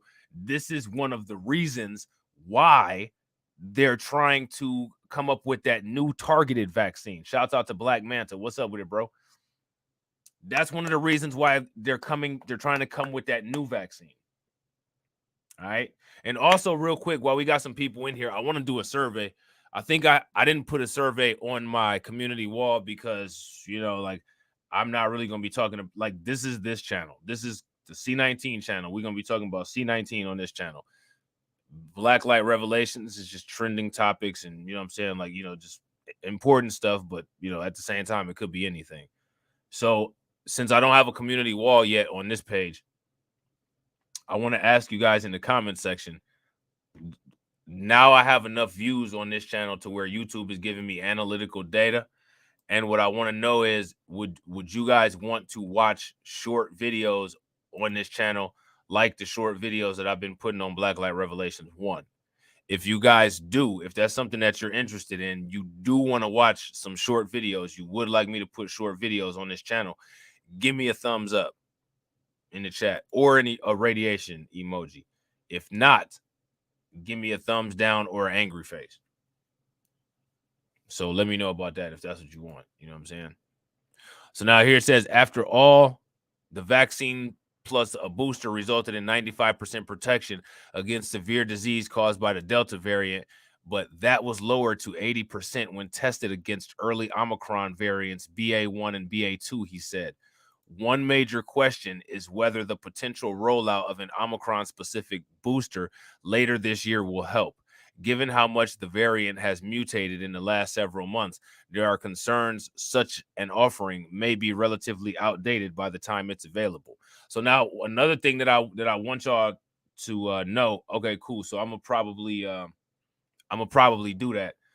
What I'm gonna do with those videos is I'm gonna use one thumbnail for videos and one thumbnail for live streams, and y'all just gonna have to read the title, because that'll save me some time and that'll help me be able to put out some more videos. You know what I'm saying? So just so y'all know, you know what I'm saying? So now here it says it's more important than ever, Topol said, to accelerate work on a new generation of vaccines, such as a nasal vaccine intended to protect people from infection and vaccines that can work against all C19 variants. All right, so this is what I'm talking about. I told you guys they're going to start working on a new vaccine. They're going to start working on new vaccines. And those new vaccines are going to be specific to BA4 and 5. Now, the problem with that is that a lot of those vaccines allegedly won't be available until October. They won't be available until October. You know what I'm saying?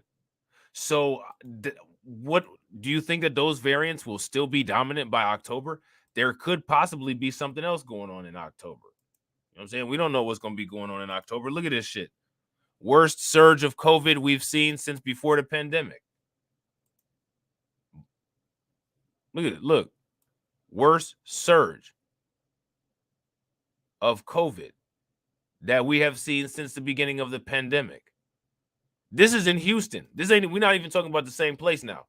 You know what I'm saying? We just did two articles talking about California. We've moved to Texas now. You know what I'm saying? We've moved to Texas now. This is in Texas. If new floors are on your summer project list, 54 now has the new.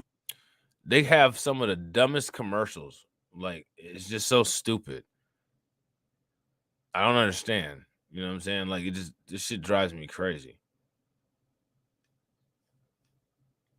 Health District is asking residents to mask up once again.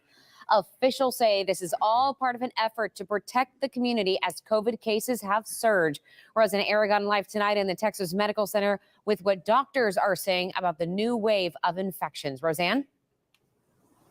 We are here at the Houston Health Department, where doctors here and the Baylor College of Medicine staff say the number speaks volumes when it comes to the amount of virus that's circulating in the community right now. And they say it's important to protect yourself. COVID rates skyrocketing in Houston. We are in the midst of the worst surge of COVID-19 that we have seen since the beginning of the pandemic, in terms of number of infected people out in the community, seen since the beginning of the pandemic. COVID rates skyrocketing in Houston. We are in the midst of the worst surge of COVID-19 that we have seen since the beginning of the pandemic. Okay, so what I need you guys to tell me in the comment section is, why is that? See, so like, you guys remember when I was saying this yesterday, or whenever it was that we did the last stream on here. When did we do our last stream on here, guys? I can't remember when it was. Was it a day or two ago? Was it a day ago? I can't remember when it was. Let me see. Hold on. Let me look and see real quick. Oh, we did a stream. It was yesterday. Okay, so on yesterday's stream, right? So we talked about this. So my question is, what's causing this? I need you guys to list it for me in the comment section. Tell me why we are currently having an issue where we are higher than pre-pandemic C19 numbers. Make that make sense. And real quick, ladies and gentlemen, we have 25 likes, all right? And we have 20 people watching. If everybody smashes that like button, we'll have 45 likes, which would be great. So if everybody can smash that like button and help us get to 45 likes, that'd be awesome. In terms of number of infected people out in the community, While many cases may be mild, chances are you know somebody, or probably 3 or 4 or 5 people that have gotten COVID-19 recently. There's a lot of infection in the community. Wastewater numbers are way up. Harris County is surpassing more than 1 million cases still in July. The Houston Health Department is reporting the viral load in Houston's wastewater is more than 700% higher than the last peak in July of 2020. As the wastewater changes, about a week or two later, the positivity rate will change. And then about a week or two after that, hospitalizations will change. The CDC now warning the new Omicron BA.5 and 4 variants are taking center stage, infecting even the fully vaccinated. They're not getting nearly as sick as those who are unvaccinated or those who are never sick. Did you see that? Did you hear that? Listen, I want y'all to hear that again. But you are still Infecting even the fully vaccinated. about a week or two after that, hospitalizations will change. The CDC now warning the new Omicron BA.5 and 4 variants are taking center stage, infecting even the fully vaccinated. They're not. So now, remember back in the day, like you used to not be able to even say that when you were doing content or talking about C19. You wouldn't even be allowed to say it. YouTube would strike your video. You know what I'm saying? Yeah, facts, KO Kid Fit. What's up with it, by the way, bro? Yeah, that's one of those dub S states with that denial. Those people literally think that they're beyond and better than and can just, you know, just wish the virus out of existence. And they can't. And Governor Greg Abbott is the grand dragon of the KKK down there. You know what I'm saying? Not getting nearly as sick as those who are unvaccinated. The CDC now warning the new Omicron BA.5 and 4 variants are taking center stage, infecting even the fully vaccinated. They're not getting nearly as sick as those who are unvaccinated or those who were never sick before, but you are still able to become infected because BA.4 and BA.5 are sufficiently different from the immunity that you have. Now, the CDC is asking manufacturers to target those variants in their next boosters. Another interesting observation, Dr. Pearce says. See, we just talked about that. We just talked about that. So now they're going to be trying to target the BA.4 and the BA.5 in the new vaccines. But the problem is that those new vaccines allegedly won't be available for production until October. They're not going to be available for production until October.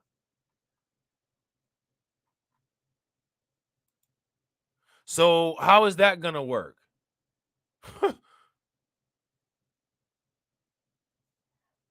Yeah.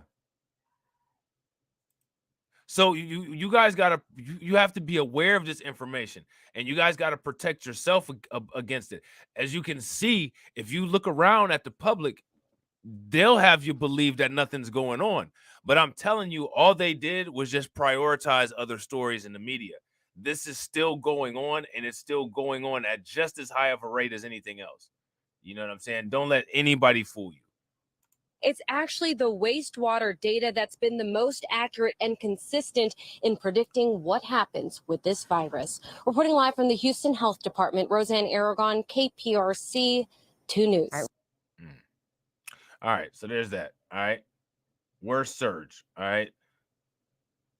With Harris County having a count of more than 1 million COVID cases, Houston wastewater is revealing 7 times more of the virus than this time in 2020. Local doctors are warning residents to take precautions when it comes to C19. So this is what I'm saying, guys. These levels now and here are going up. They are going up. You know what I'm saying? So now here it says Dr. James McDevitt, the executive VP and Dean of Clinical Affairs at Baylor Medical College of Medicine, said that while many may not realize this by the numbers, the latest surge of COVID cases is indicative of how widespread the virus is in the Houston area. So this is a transcript of what we listened to on that video.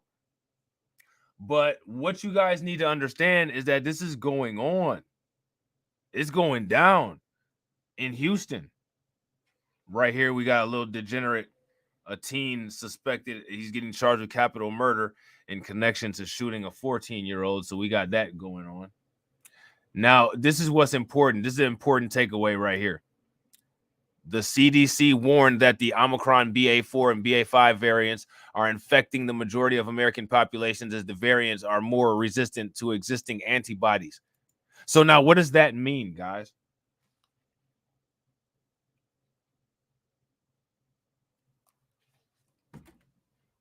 What does that mean, that they're more resistant to existing antibodies? What does that mean? That's a indication of something. You know what I'm saying? And what's that an indication of? That's an indication that the thing is pretty damn evasive, isn't it? It's pretty damn evasive, which means that it seems like it doesn't matter what kind of immunity you have because it's going to sneak right through your defenses. So the best thing to do is to try to make sure you just avoid it at all costs. You know what I'm saying? That's the best thing that you can do, is try to avoid it at all costs.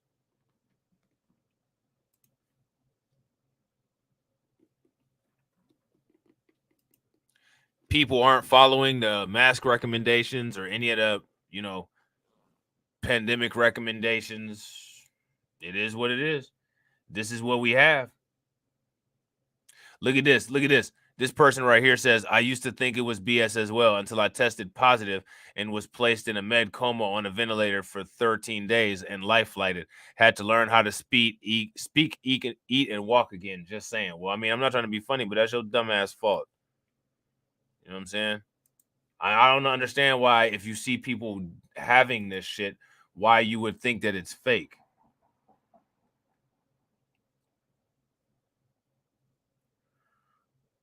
I had an article that I wanted to show you guys, and I can't find it. Let me see. Hold on real quick. Give me a second.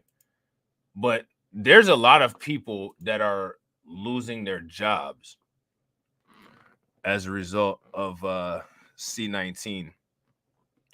And I don't know if I have that article. I thought I had it, but I might have to yeah, I don't see it anywhere. I'm gonna have to see if I can find it. But there's a place in California, if I'm not mistaken. I think it might be in San Diego. Yeah, here it is. I got it. Let me see. Hold on. Let me see.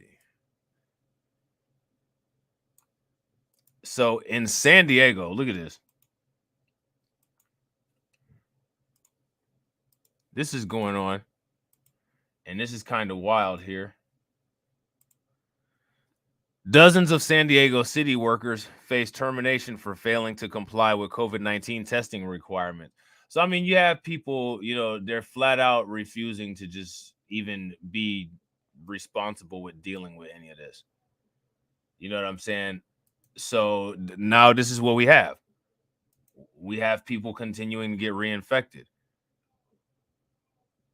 And I mean, like, I'm not trying to be funny, but like, I don't feel sorry for any of them. You know what I'm saying? Like, I have no sympathy for any of these people. I have sympathy for people that actually are like trying to be responsible about it.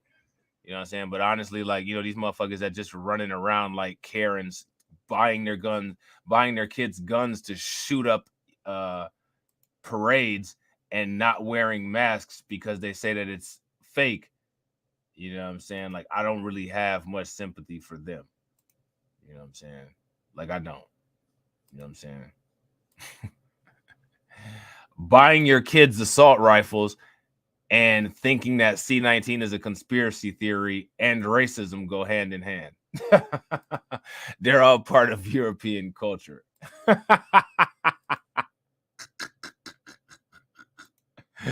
They're all part of good old American culture. You know what I'm saying? Do you guys agree with that? Am I crazy for saying that, or is that true? Buying kids guns, having them shoot places up, saying that you're not responsible for it, coughing in your hands and then shaking somebody else's hand, and C19 spreading like I can't believe it's not butter, are all part of Yankee culture. They're all part of Confederate culture. You know what I'm saying?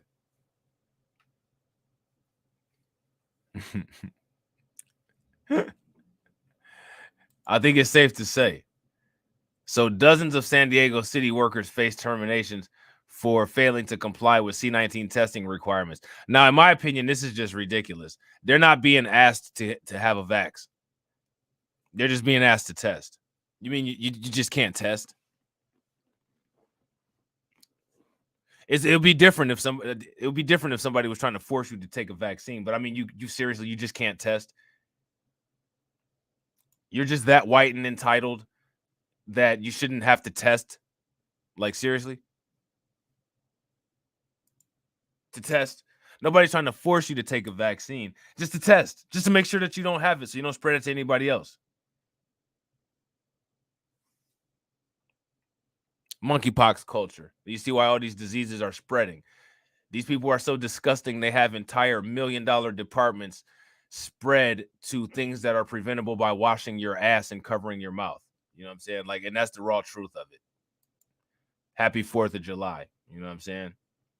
So now here it says employees granted exemptions to the city's vaccine mandate were required to undergo weekly testing. So the employees were granted exemptions to the city's vaccine mandate, which means that they didn't have to get vaccinated. They didn't have to follow the mandate.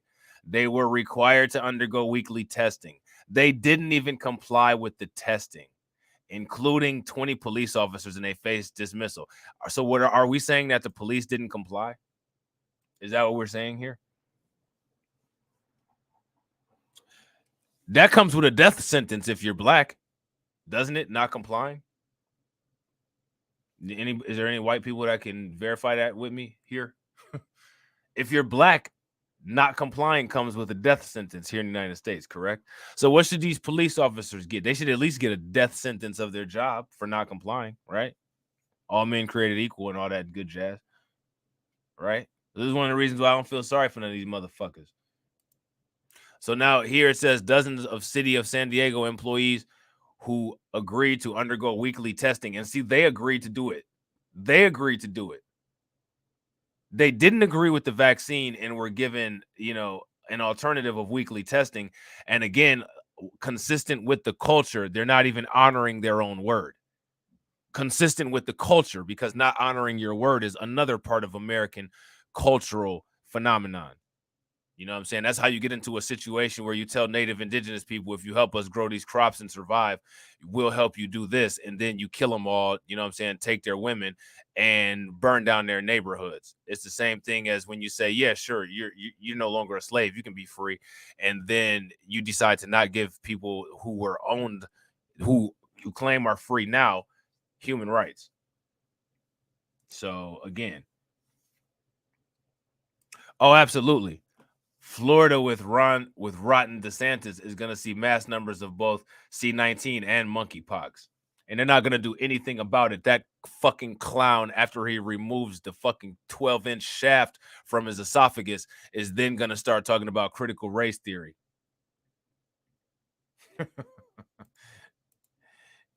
He's going to start talking about critical race theory while his people are down there walking around with leprosy.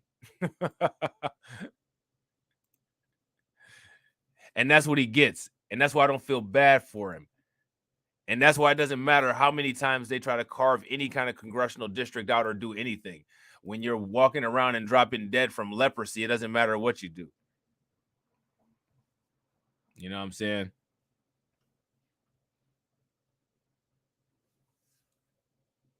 No. But they want to go in front of a urinal in the bathroom and fondle their balls and then give you a fucking handshake. Like, dude, bye. You know what I'm saying? I know what you did last summer, and I know what you did 5 minutes ago, too. Put your hand back in your pocket and leave me the hell alone. You know what I'm saying? Nothing for us to shake on anyway, let alone we definitely ain't shaking after you just got finished fondling your Vienna sausage in front of a damn urinal. You know what I'm saying? So now here it says dozens of City of San Diego employees who agreed to undergo weekly testing for C19 instead of getting vaccinated could be fired for failing to comply with testing requirements, city officials said. So now this is what they consider as white people oppression, despite the fact that they agreed to this, because they're being held accountable to what they agreed to. That's them being oppressed. That's mask supremacy and all that good stuff. This is woke. This is what white people call woke right here. You know what I'm saying? This is COVID woke. This is woke vid. If you listen to those fucking raisin and potato mayo-splaining morons on Fox, this is what they call woke vid. Woke vid. You know what I'm saying? Just like monkeypox, a disease that disproportionately affects Chads. So now here it says the group of employees includes as many as 20 San Diego police officers, according to the police union, which said any terminations would strain the already short-staffed police force. Well, now they can just make the executioners a full-on street gang. Since their asses ain't going to be working, they can just make it a full-on street gang. They can take all of those police gangs, that police corruption, take it right out of the precinct and just put that shit right on the street. Since their ass is about to be out of work.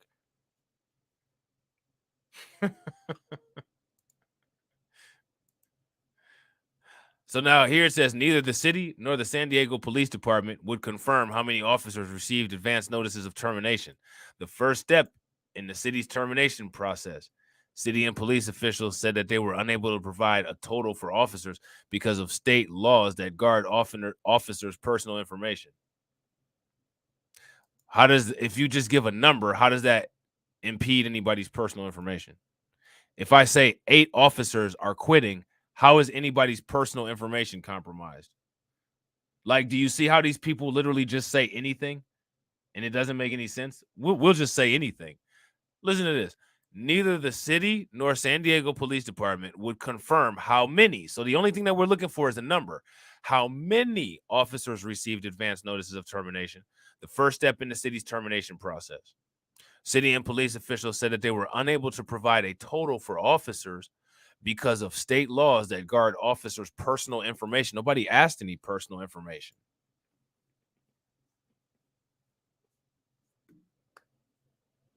Nobody asked any personal information. So how does that work?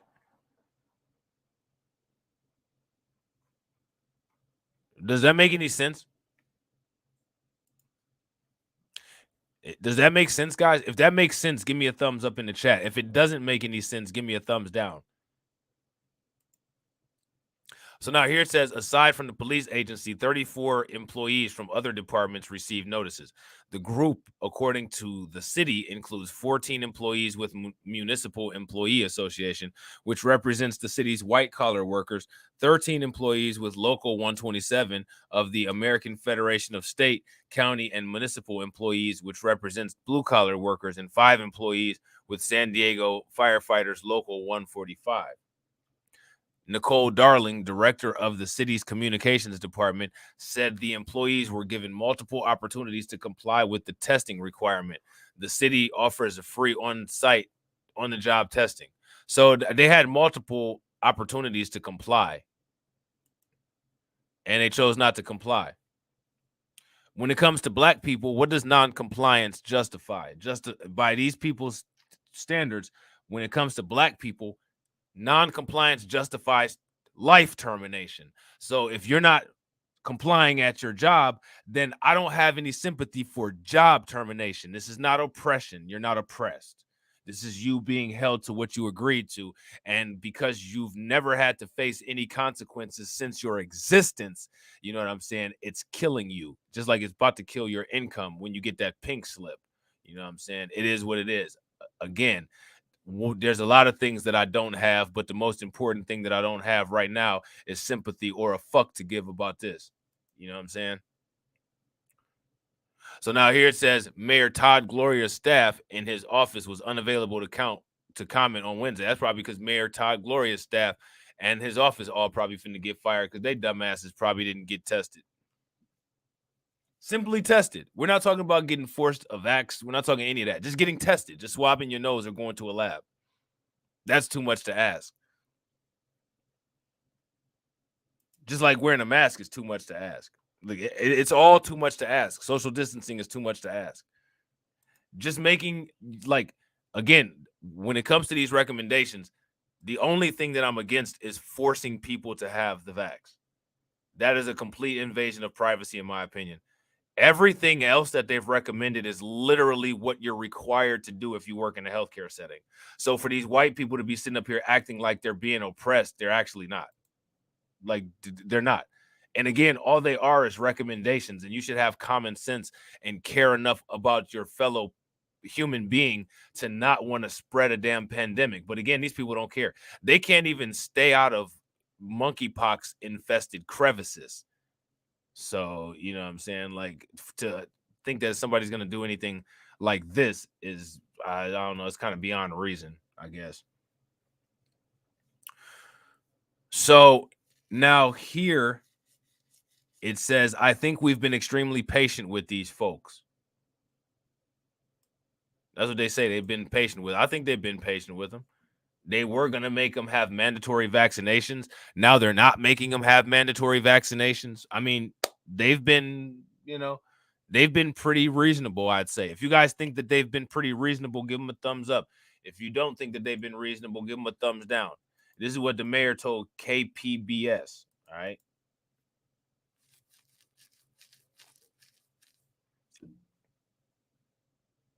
So I got a whole video about this on KPBS.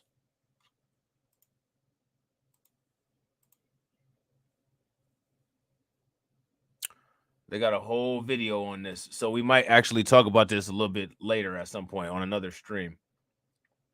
We have worked on this on an individual basis to understand where they're at and what the concerns are. Okay. So now here it says the city created a testing requirement after granting religious and medical exemptions to its mandate to hundreds of employees. As of Wednesday, the city had granted exemptions to about 1,000 employees, including nearly 420 police officers. So they were really giving these exemptions out. I mean, it was easy for people to get these exemptions, and then people just failed to follow through. That's their fault. It's nobody else's fault. There's no one that deserves any ounce of sympathy from anyone anywhere about this. This is these people's faults completely. And they need to be held to the fire about it. And real quick, ladies and gentlemen, shouts out to all 22 people who are watching. Definitely appreciate everybody that's watching. We got 25 likes right now. If everybody can please smash that like button, we'll have 47 likes, which would be awesome for a stream on this channel. You know what I'm saying? So please help us reach that 47. All right. So now here it says most city employees, about 90% of the city's workforce, are fully vaccinated. The city put in place its vaccine mandate last year. So that's another thing that I want people to understand.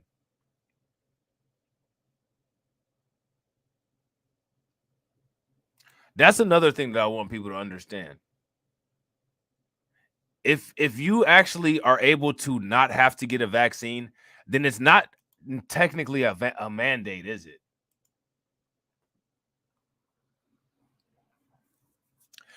Right. They're still dealing with and playing around and begging with these people, and they're not complying. Non-compliance in when you're black in the United States comes with an expected death sentence. And yet these people don't comply and think that they should still have a job. I don't give a shit about these motherfuckers. I hope they get fired and go into bankruptcy. You know what I'm saying? So they can experience some racial wealth gap. So they can experience some racial wealth crap like we do. I don't give two fucks about somebody's COVID plight unless you actually have the disease and you've tried to prevent yourself from having it and you still got it anyway, which there's a lot of people that has happened to. Most of them are not these people. Most of these people are walking around acting like it doesn't exist. And then because they have generational wealth that they stole, they have access to the best healthcare while not doing anything to try to prevent it. I don't have no sympathy for any of these people. None. Zero. Zilch. Nada. Non-existent. And honestly, in my opinion, no one should. Not the best use of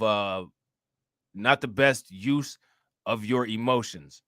You know what I'm saying? To be out here wasting emotion on caring about this nonsense with people that are more than capable of keeping themselves safe and choosing not to. Yeah, that's what they need. They need to experience racial wealth crap like we do. You know what I'm saying? There's a difference between a racial wealth gap and a racial wealth crap. You know what I'm saying? Racial wealth crap is bad living conditions. You know what I'm saying? Horrible, dilapidated areas. You know what I'm saying? People that are completely hostile to the population in the area, owning businesses there. The police officers who feel they can just push your kids down. You know what I'm saying? They can arrest your 9-year-olds and put them in handcuffs. That's racial wealth crap. Not being able to build businesses anywhere because whites, Asians, and Latinos decide to boycott your businesses. You know what I'm saying? Working in COVID because you ain't got it. Yeah. Let them deal with it. Oh, well. You know what I'm saying? Welcome to the Haven arrest, motherfuckers. You know what I'm saying? You died and went to Haven. You died. Your job prospects died and went to Haven. You know what I'm saying? The Haven of Rest in Tent City. You know what I'm saying? Representing TC. Y'all gonna be part of that Tent City gang. You know what I'm saying? With your number painted on a plastic bag. That's what your jersey gonna look like. Your jersey is gonna be a plastic bag with a head hole in it with a number 18 painted on the back of a hefty bag. Now it'll take your ass to the basketball court, which is either a removed toilet or a bucket hanging from a telephone pole. You know what I'm saying?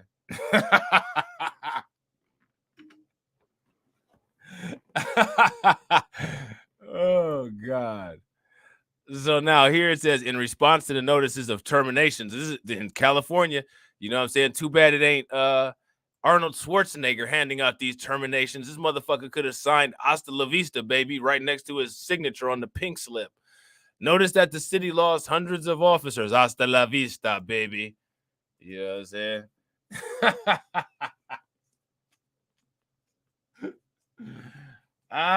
Lord have mercy. Jesus. You know what I'm saying? More than 230 in the fiscal year that ended on June 30th. That was the highest separation total that the department has seen in more than a decade.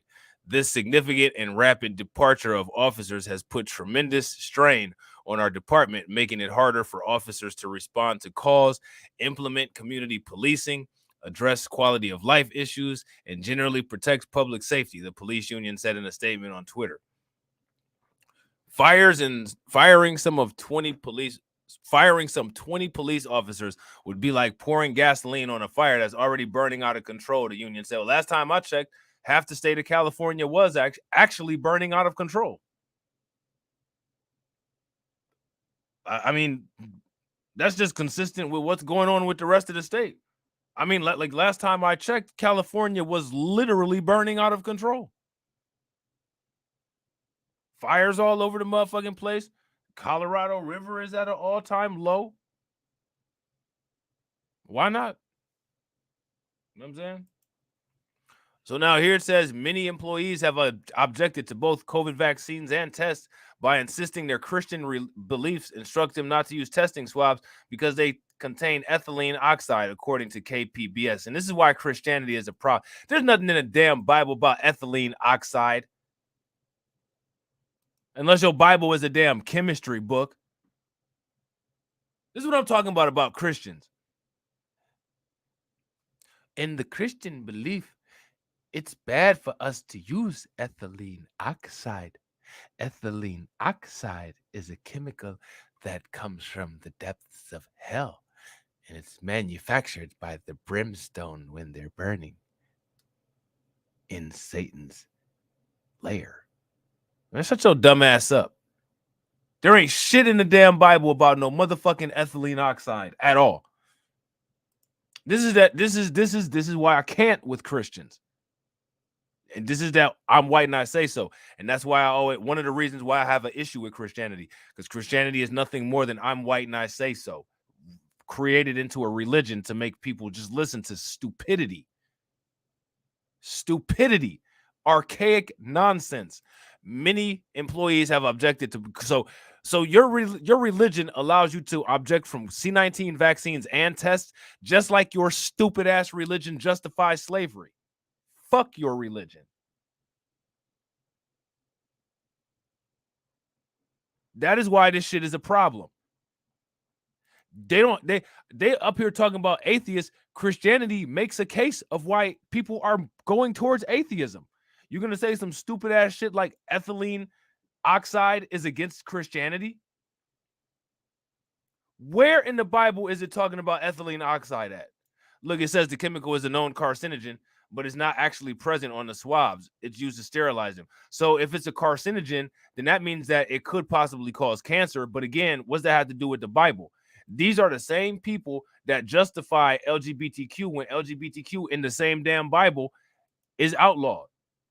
In the same Bible.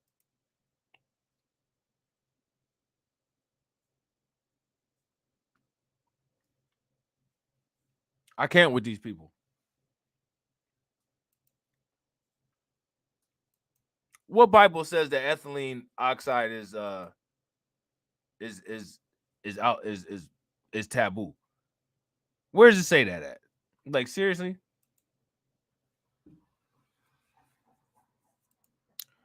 It says, but it's not actually present on the swabs. It's used to sterilize them. KPBS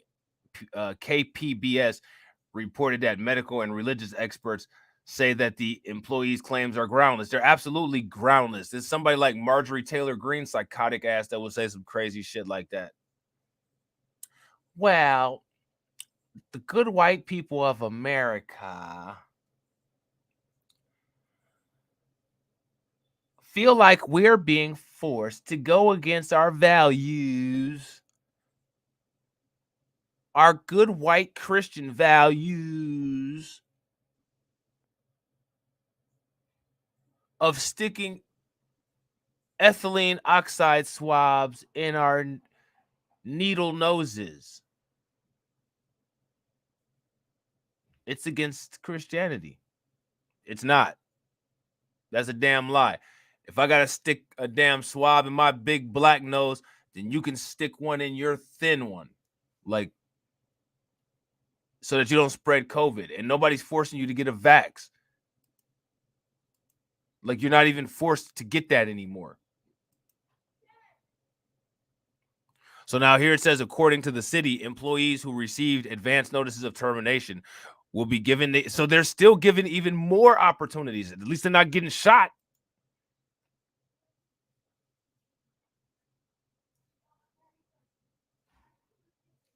Yeah, I don't deal with Christianity at all, bro. Christianity is the original justification of racism here in the United States.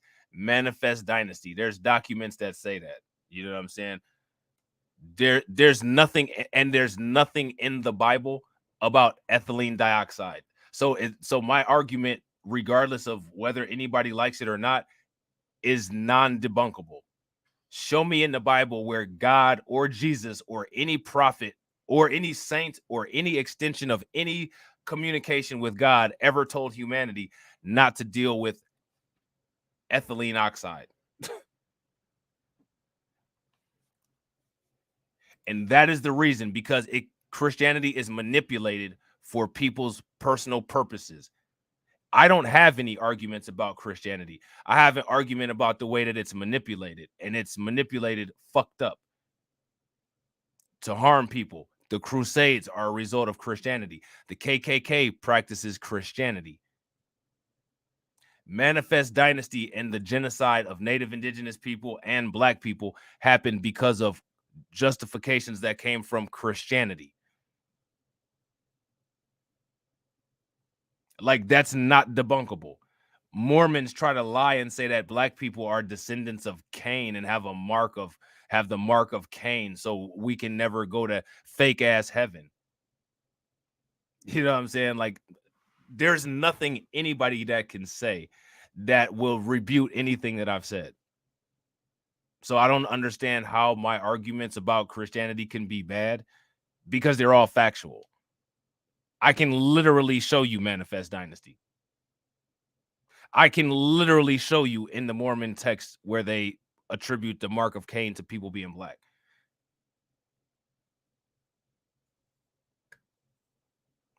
If you're Christian, enjoy your sermons, you know what I'm saying? But that's what Christianity has been used for. Now, are all Christians bad people? I don't think that they're all bad people. But it's no different than talking about white people. If I'm talking about a white supremacist, I'm talking about a white supremacist. If you're not one of those people practicing white supremacy, you shouldn't have an issue with anything that I'm saying. Just like if you're not a Christian, that's a fucking moron. You shouldn't have any issue with what I'm saying. You know what I'm saying? Victorian medieval England happened because of religion. Yeah, facts. The black tax, asiento de negros. You know what I'm saying? Seriously. There is no bad critique of Christianity, none whatsoever. You know what I'm saying? None. All critiques of Christianity are all fair and viable, every single one. You know what I'm saying? Do I believe that Christians should be persecuted? No, but they should be roasted into reality. You know what I'm saying?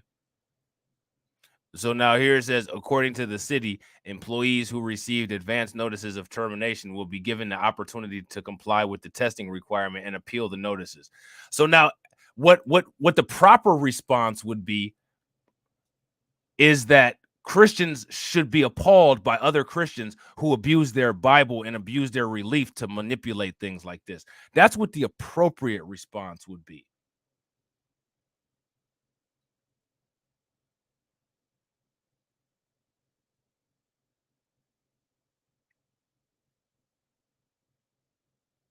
See, when people falsely say that somebody is being racist, if you're a bum at your job and you don't do shit your entire shift and you call off every other shift, and then when you get fired, you say you got fired because you're black,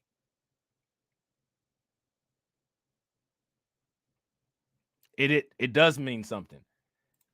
Christianity is based on two forms of communication. In the Old Testament, it was based on God communicating directly with people. In the New Testament, it was based on Jesus being a vehicle for communication of God to people. In either communication vehicle, nothing was mentioned about ethylene oxide.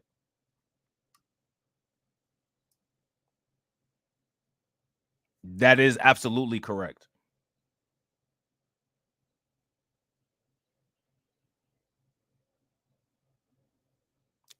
And it does mean a thing. God specifically in the Bible mentions and lays out everything that he wants people to do. That's why there's 10 commandments. That's why there's beatitudes.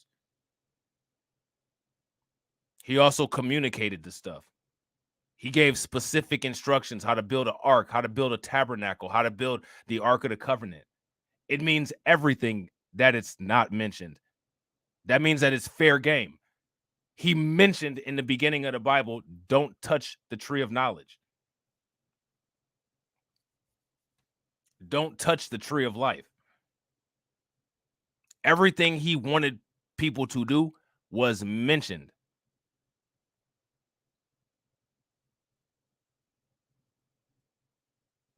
I was about to make a dirty pastor skit and my mom was going her hardest to stop me. That's hilarious.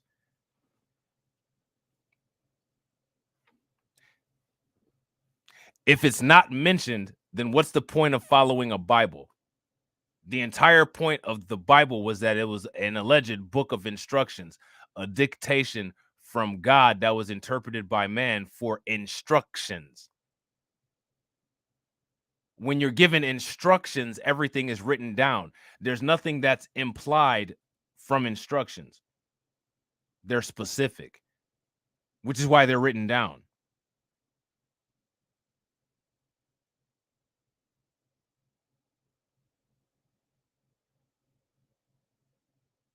This is one of the reasons why Christianity is bad. So now we're supposed to pay attention to what's specifically written in the Bible and somehow conjure things that this omnipotent God that we have no understanding of is supposed to be thinking. So we're supposed to assume on the level of assuming what an omnipotent God thought we were supposed to do. And in addition to the instructions that he specifically gave.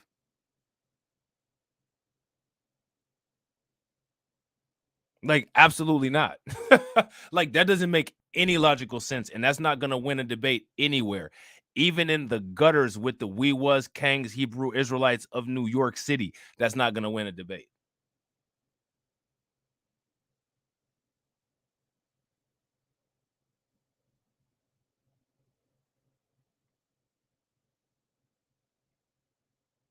Christianity is so bad that white people used it as a tool to mind fuck black people. There is zero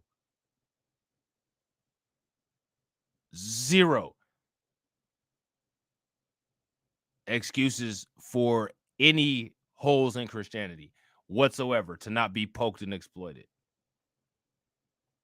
All Christian critiques are valid. Every single one. Christ wasn't even a Christian because Christianity as an official religion was formed maybe like 500 years after the alleged Jesus was walking the earth. And as far as, quote, Christianity goes, technically, Christianity can only be following the New Testament. So why do Christians even quote the Old Testament? The Old Testament is supposed to be mainly related to Abrahamic religions like Islam and Judaism, which are based on the Quran and the Torah, because they're dealing directly with God, Yahweh, Allah, or Jehovah. You can't just put no and then just like not say no, bro. Like, you know what I'm saying? Like, yeah, that's it. There's nothing else other than emotional based dedication. You know what I'm saying? The only thing that you could possibly say is emotional based dedication. Just that inner inner infection of your mind with Christian obsession or with Christian loyalty. You know what I'm saying? How can any of my arguments be predated by Christianity when I literally just said it doesn't even make sense for Christians to practice the Old Testament because Christianity can't be practiced unless you're following Christ?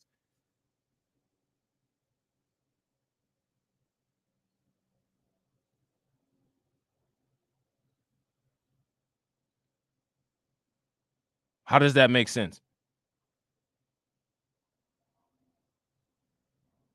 And it doesn't matter if the arguments predate Christianity. It's taught in Christianity, which is another reason why it doesn't make sense. It doesn't make sense for Christians to teach the Old Testament. And Christians teach the Old Testament, Emmanuel. At your church, they've taught you the 10 Commandments. That's the Old Testament.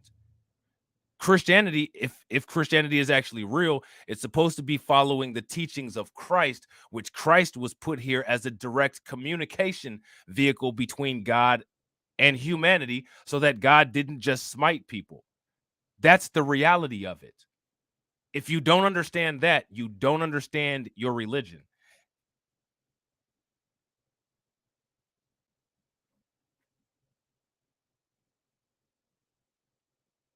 I'm not an atheist. I just go by the facts. And as far as any of what you're talking about down here goes, none of this has to do with the validation of Christianity. None of it. So you're saying, are you aware of the mentioning of other gods that didn't exist before God? What does that have to do with Christianity is responsible for racism and white supremacy?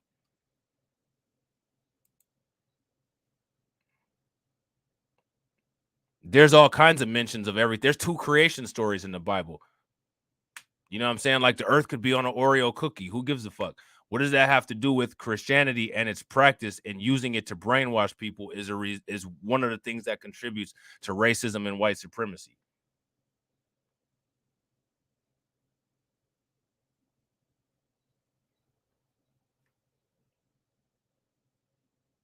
There's no evidence that Christ existed. There's no evidence that God even exists.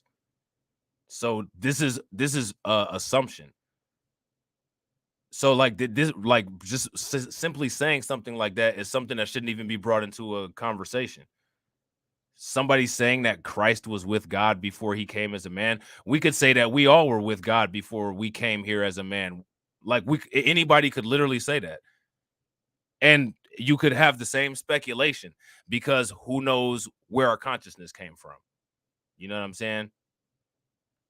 Like there's no evidence of an existence of Christ, first of all. Second of all, there's no existence of God. So this is a super speculation. You believe in God. You believe in Christ. You don't have any evidence to prove that to anybody that they're alive or that they exist other than your personal experience or what may or may not be in the Bible. But if you want to use the Bible as a source, then that's a source that hasn't been proven, and I can use the Grimm fairy tales as a source, and you can't say anything about it. This is what I'm saying.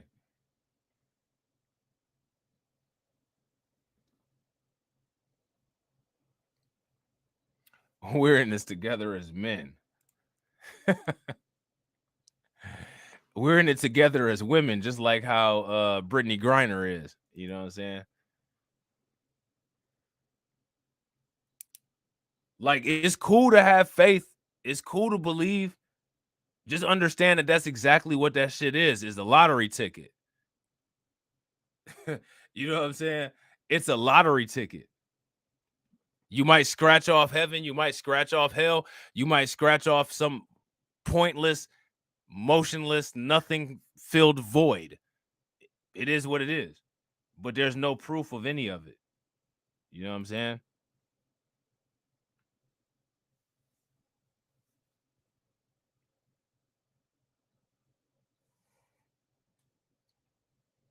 Like you cannot prove any of that stuff. There is zero proof. And if there's no proof, then there should be no debate.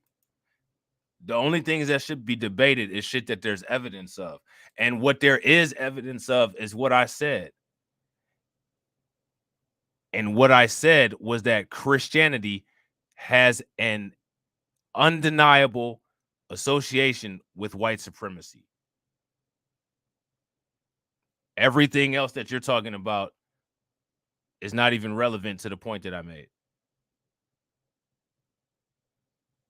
And you can't debunk any of what I used to show that Christianity has a undeniable link to white supremacy. Jesus and God existing and holding hands in heaven and shit like that. Like, none of that has anything to do with white supremacy, except for the fact that people believe it because white supremacy has told people to believe stupid ass shit with no evidence just because they said to believe it.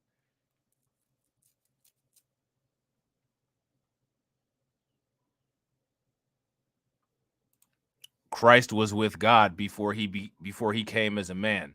I'm supposed to believe that when there's no evidence of it. Why? Because some superior human is trying to convince me of it with no evidence. I'm only supposed to believe this hogwash because the human telling me it is allegedly superior to me? I don't think so. Where is this location that this unknown, unproven God was at with this unproven, unknown demigod named Christ? Where did any of this take place?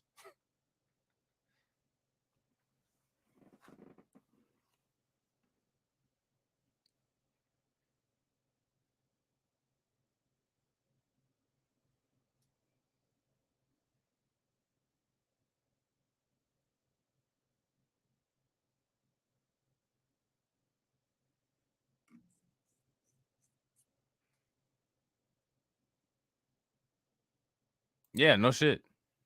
So how can you, if they've brainwashed people with all kinds of stupid shit, then how can you not say they got brainwashed? You said, but you can't say, oh, they got brainwashed. But then in the sentence after that, you say, yeah, they've brainwashed people with all kinds of stupid stuff.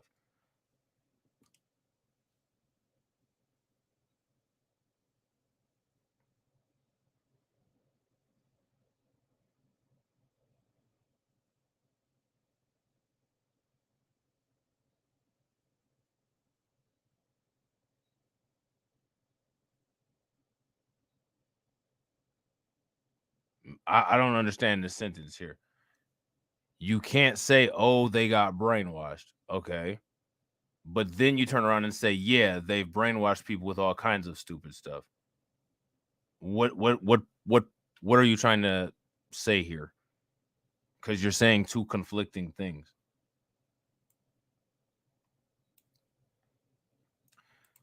Exactly. You can't find familial links of Merovingians to King David or to Jesus or to King Solomon, which is that entire bloodline. But now Xerxes and Cleopatra and, you know what I'm saying, King Tut and, you know what I'm saying, like all that, there's evidence of all that shit.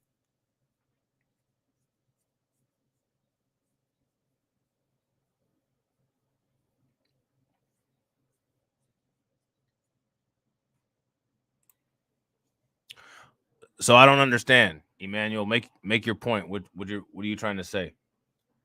What you said here in this sentence is you can't say, oh, they got brainwashed. But then you turn around and say, yeah, they've brainwashed people with all kinds of stupid stuff. People also allow themselves to be brainwashed. When you know that Christianity was used as a tool of manipulation and you consider to practice it, that's also on you, which is why I don't have any sympathy for any of those black clowns that go to a church every day like a fucking idiot and hand their paycheck to some S-curl model in a suit that happens to be reading the Bible that week. You know what I'm saying? That's their fault. Just like criminals, it's their fault that they decide to commit crimes. I don't feel bad for that shit either. If you choose to be a fucking idiot and not use your brain, that's self-negligence. That's a choice. The moment you have awareness that there's an issue, if you choose not to do anything with that issue, your choice to not do anything with that issue is contributing to your own oppression. And at that point, you lose my sympathy, which is why I don't agree with unity, because most people I don't have any sympathy for, because they knowingly know what's going on and then choose to cower and turn away from it.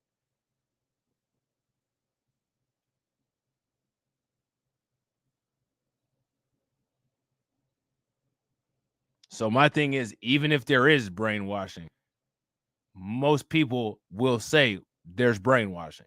Okay, well, people know that there's brainwashing. Do they do the adequate research?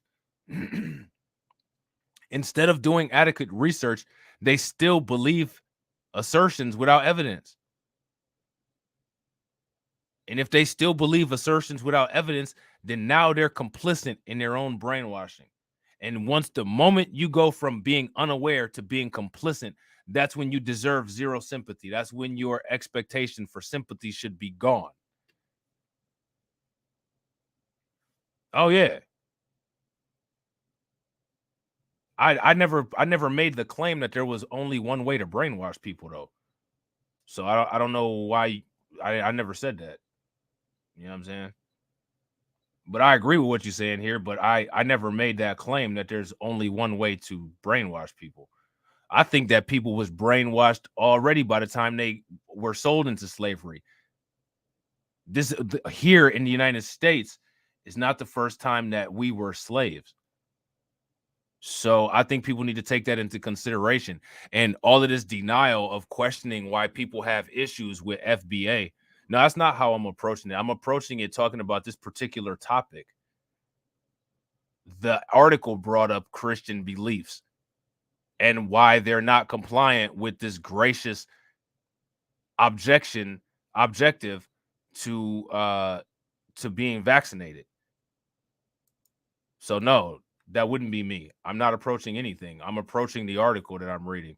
And the article that I'm reading said that people are using Christianity as an excuse to not use a particular chemical.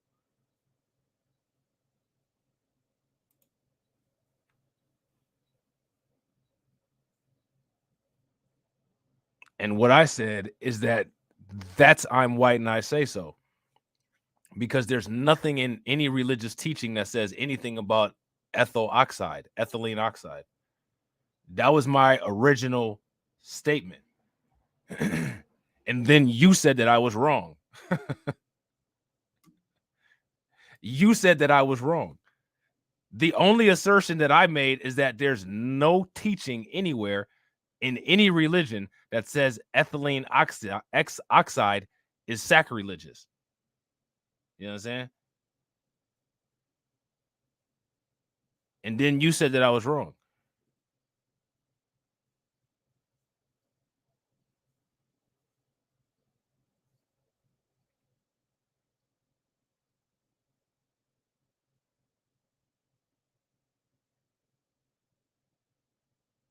So, again, and I said that they were using I'm white and I say so, which they are. So, again, no, I'm not. And if I was wrong, you still haven't proven what I'm wrong about. My claim is that the Bible does, or no religion says that ethylene oxide is sacrilegious, and you haven't proven that. And you're not going to continue to sit there and say that I'm wrong about that when I'm not. If you haven't proven it, give me a book, a religion, a verse, and a quote where ethylene oxide is forbade by any deity. If you can't provide that, you're not going to continue to sit there and say that I'm wrong about that, because that's the original claim that I made, that you felt the need to interject in and say that I was wrong. Prove that.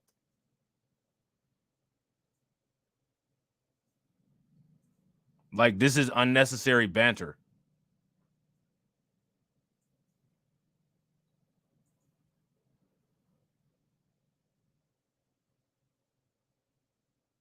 This is ridiculous.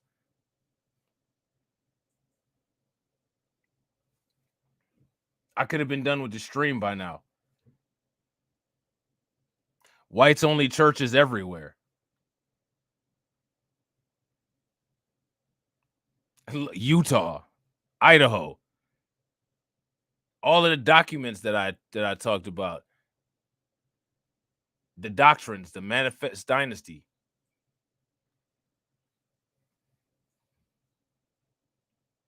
Exactly. Slave prays to master's God, and master prays to slave's God. That's interesting.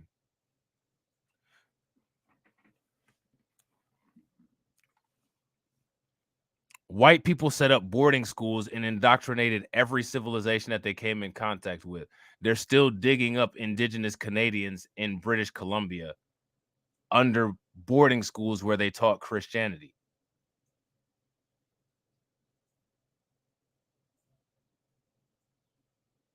You have some kind of disconnect if you think that there's anything that I said that's factually incorrect or ideologically incorrect, which is why you're not saying exactly what's incorrect or what you feel is incorrect, because there's nothing that's incorrect. You must have some kind of loyalty towards Christianity, which, again, I never said that Christianity in itself is bad. I said that it's manipulated. And the appropriate response, if you're upset about the way somebody is talking about how somebody is trying to use Christianity to be manipulative, is to call out that Christian. Not to be offended by the religion that you may be dedicated to is under fire, because it's not the religion itself that's doing anything. It's the person that's using the religion to be manipulative. But that's being on code with that religion by trying to sit there and say, well, you're wrong about this. No, I'm not wrong about that. I'm not wrong about anything. If I was wrong about something, you would have easily and concisely said, this is what you're wrong about.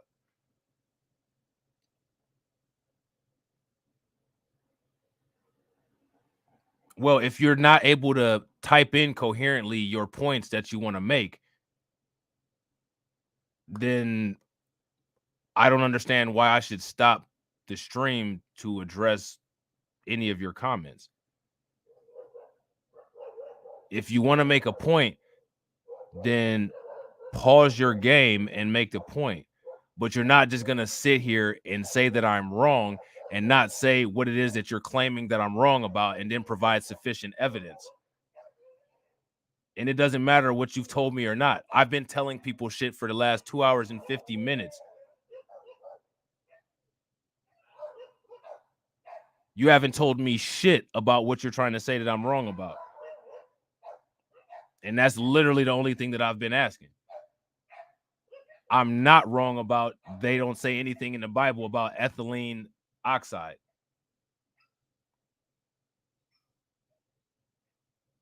There's nothing to debate about. And people talk at different speeds. Like, I'm not going to sit there and debate when you can simply put in a book number, a religious name, and a page number, and you have a wrench on this account. You can put in a link, and you can't supply any of what I'm asking you. I don't debate that nonsense. That is the only claim that I made. Then I wasn't wrong about anything. Because again, you're the one that said, well, anybody can be brainwashed by anything. I never said that anybody can't be brainwashed by anything. I'm talking about what's in the article. So maybe if you're not concentrating fully on the stream, then maybe what you took in was just as incoherent as what you're typing into the chat. So maybe you might want to rewatch this part of the stream so you can see where the breakdown in what you heard was, because nothing that I said was wrong.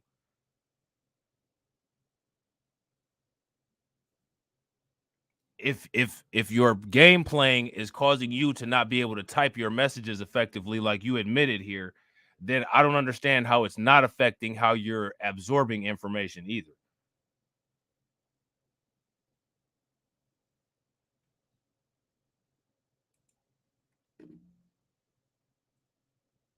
And like, I don't just debate people, like, you know what I'm saying? I don't do that shit. That shit is dumb as fuck.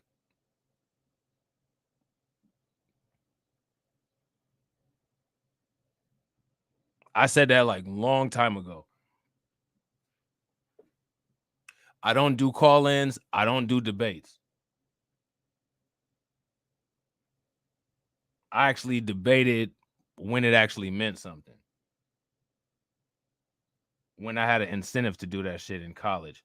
I don't have an incentive to drop my link and have people just babbling shit that's against community guidelines in my stream to get my fucking channel taken down, like I've seen happen to so many people on YouTube, which is why I don't do that.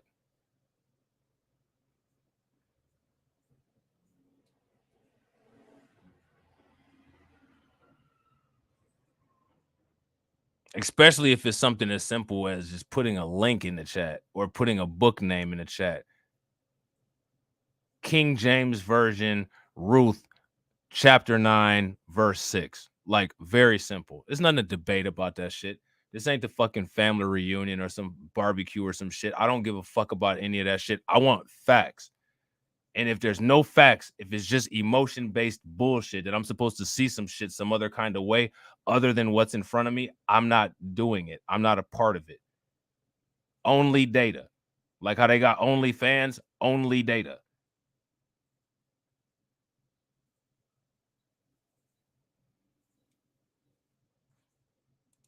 So let's go over this one more time. Many employees have objected to both COVID vaccines and tests by insisting their Christian beliefs instruct them to not use testing because they contain ethylene oxide. I said, this is bullshit. These Christians are using this nonsense to manipulate being allowed to test because there's nothing in the Bible that says anything about ethylene oxide. They're using Christianity like I'm white and I say so.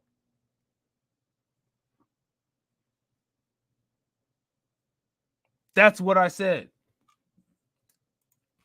I know you wouldn't, but motherfuckers do that shit, though.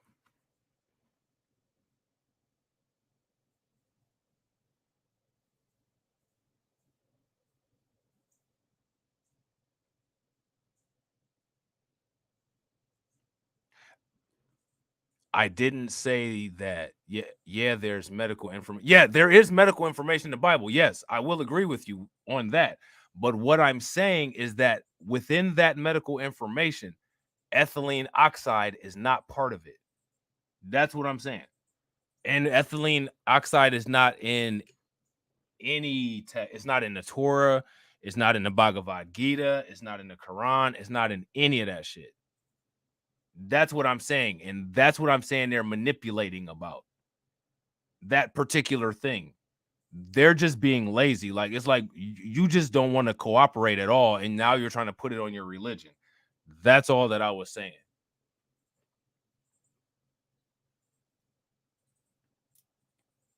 You turned it into a whole motherfucking 45-minute debate and shit. If you want extra content, you know what I'm saying? Like, just tell your boy and I'll stay live longer. You ain't got to be like, nah, nigga, you wrong about that shit. Wrong about what? Wrong about that shit right there. Wrong about what? That shit right there. Wrong about what? I told you, nigga, that shit over there. That shit right there, over there, behind that there, around the corner from that there, on top of that there, but up under that there, right next to that there, over there. That's that shit that your ass wrong about. Don't do me like that.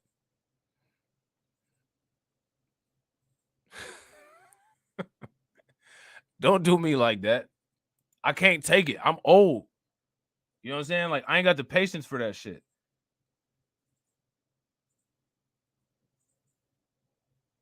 I'm an old motherfucker, man. Ask Jay Bird.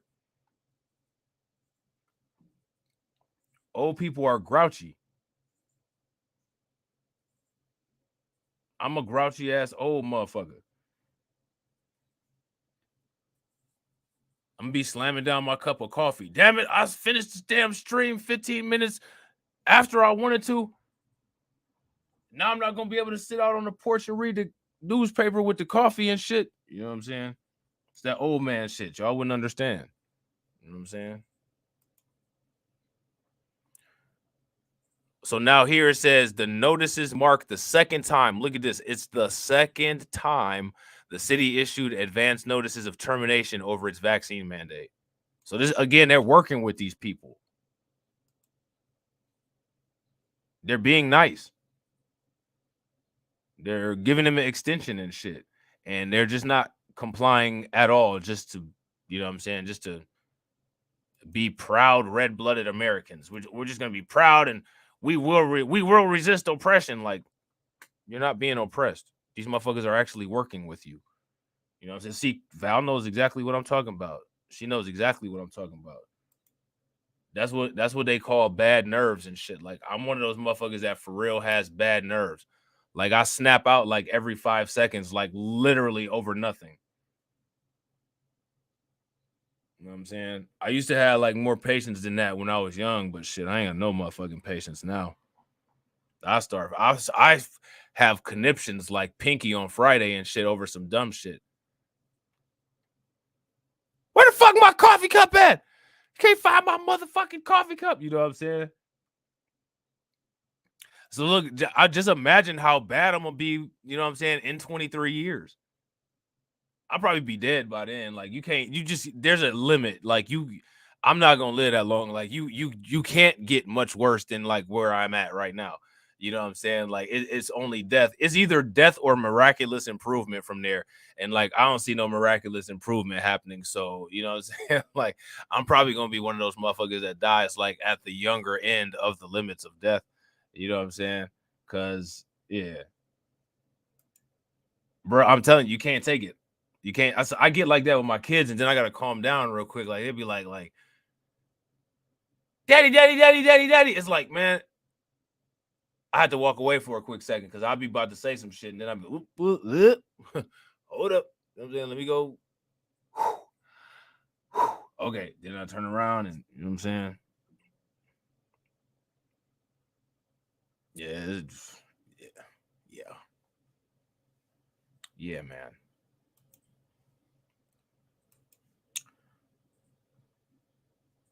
I almost had a conniption at the Olive Garden yesterday because they gave me a little whack ass piece of salmon. Like my temperature literally like went up to like 500 degrees Celsius, and then it like went back down to like normal body temperature because I was so mad. Like you could tell. I think that the waitress had to see like radiation coming off me.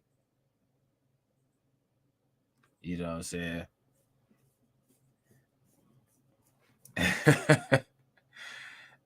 I be mad. I get mad at my YouTube channel. You know what I'm saying? I'd be like, God damn. You know what I'm saying? I don't have 1 million subscribers yet. Flipping out and shit. I start a new channel like today and be like, well, I don't have 1 million subscribers yet. Like, what the fuck wrong? You know what I'm saying? Like, I ain't doing something right. Oh, I couldn't do it. That's why I don't do that shit. I couldn't do it. I'm not, especially 5-year-olds, because 5-year-olds don't care. Like, they'll say anything. 5, 6, and 7-year-olds, they're fearless. Like, they don't give a fuck.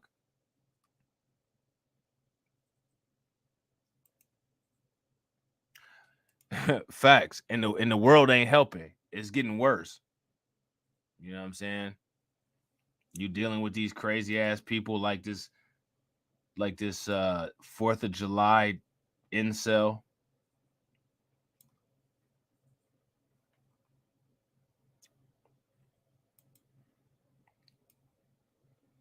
This 4th of July incel out here, and his damn dad. I don't know if you guys heard about the dad of that 4th of July incel, but the dad and the state police chief are sitting there and they're saying that they're sitting there and they're saying that neither one of them is responsible for how Cremo got his gun. They're just completely, circumventing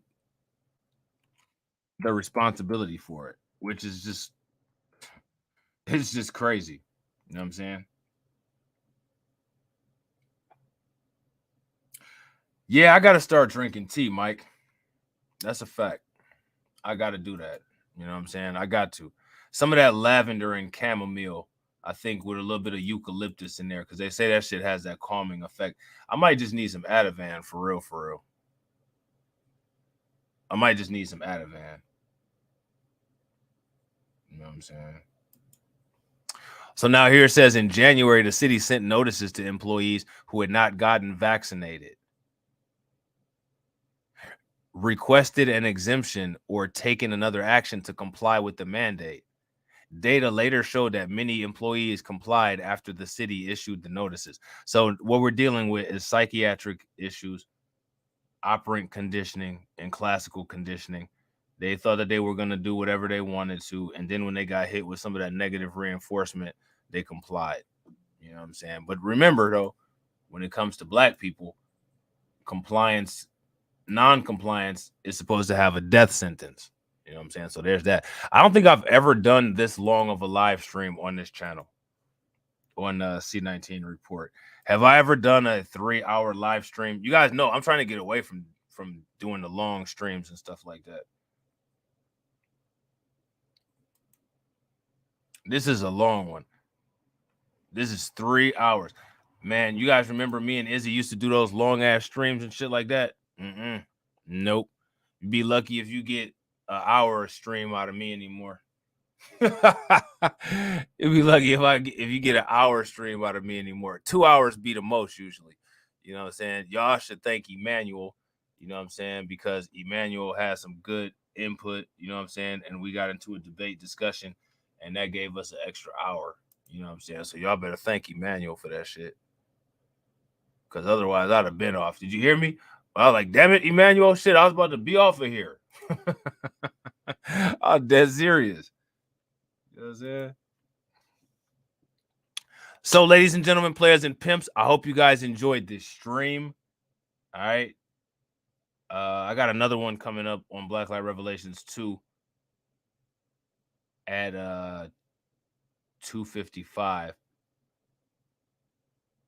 So I hope to see you guys over there. I hope you all enjoy that. And I will catch you all on the next video. All right. Peace.